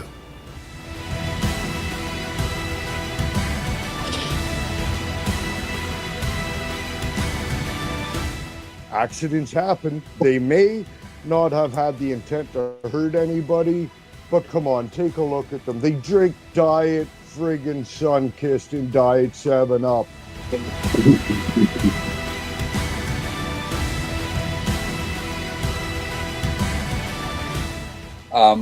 And can we exist without stories, without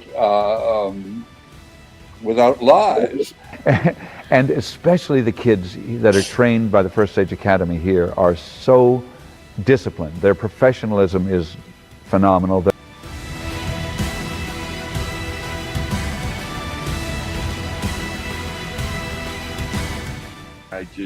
That sacrifice, just has always overwhelmed me in the sense of, man, I don't think I could do that. I thought, well, I'm going to have to find a way to, beat the odds, and whatever work's required, I'll have to do it. And that's when it became kind of my life philosophy. Word of the mind, guys.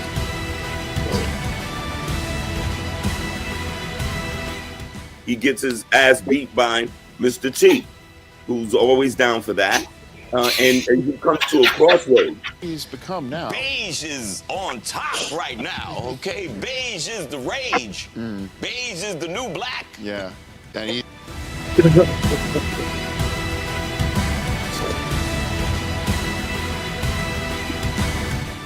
What type of people gravitate towards mentorships of the youth?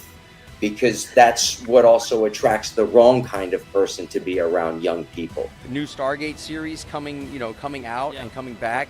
And, for my character to be reintroduced, it would have to take place within that time frame of my character being around.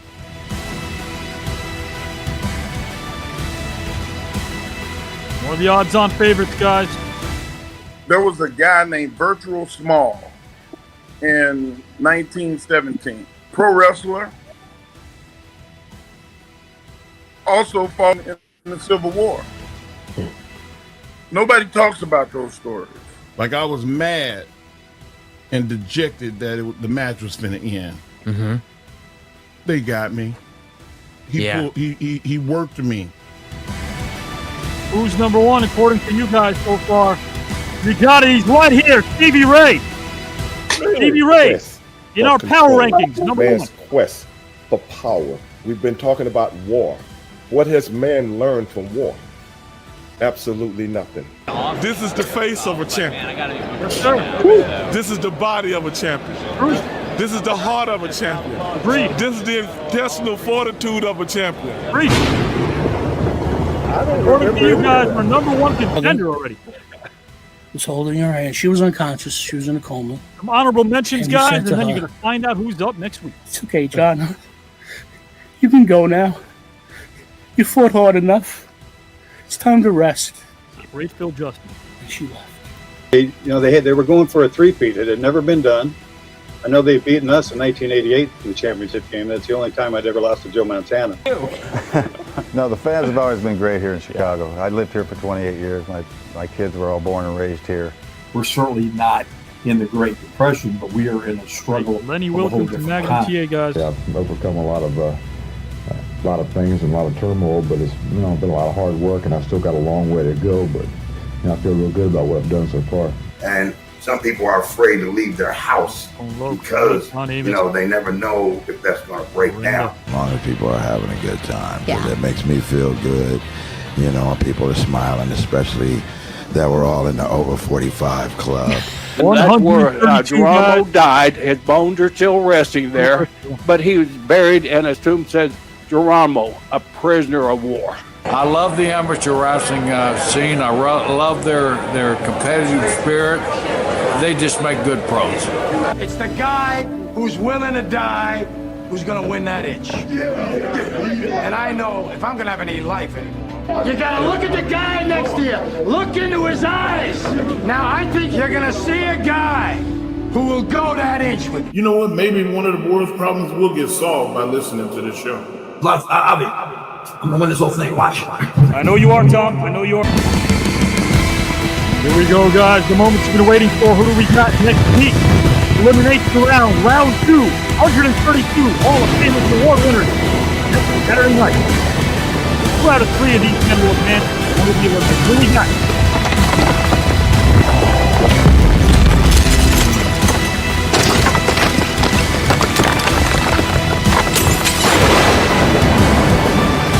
Current. And no pizza bomb. Current. Come on, Nate. Bill, easy, great. Todd Bridges.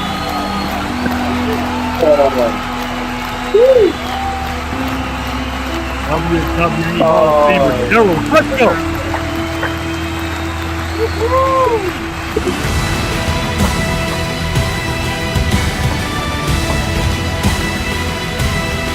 We are out, guys. We're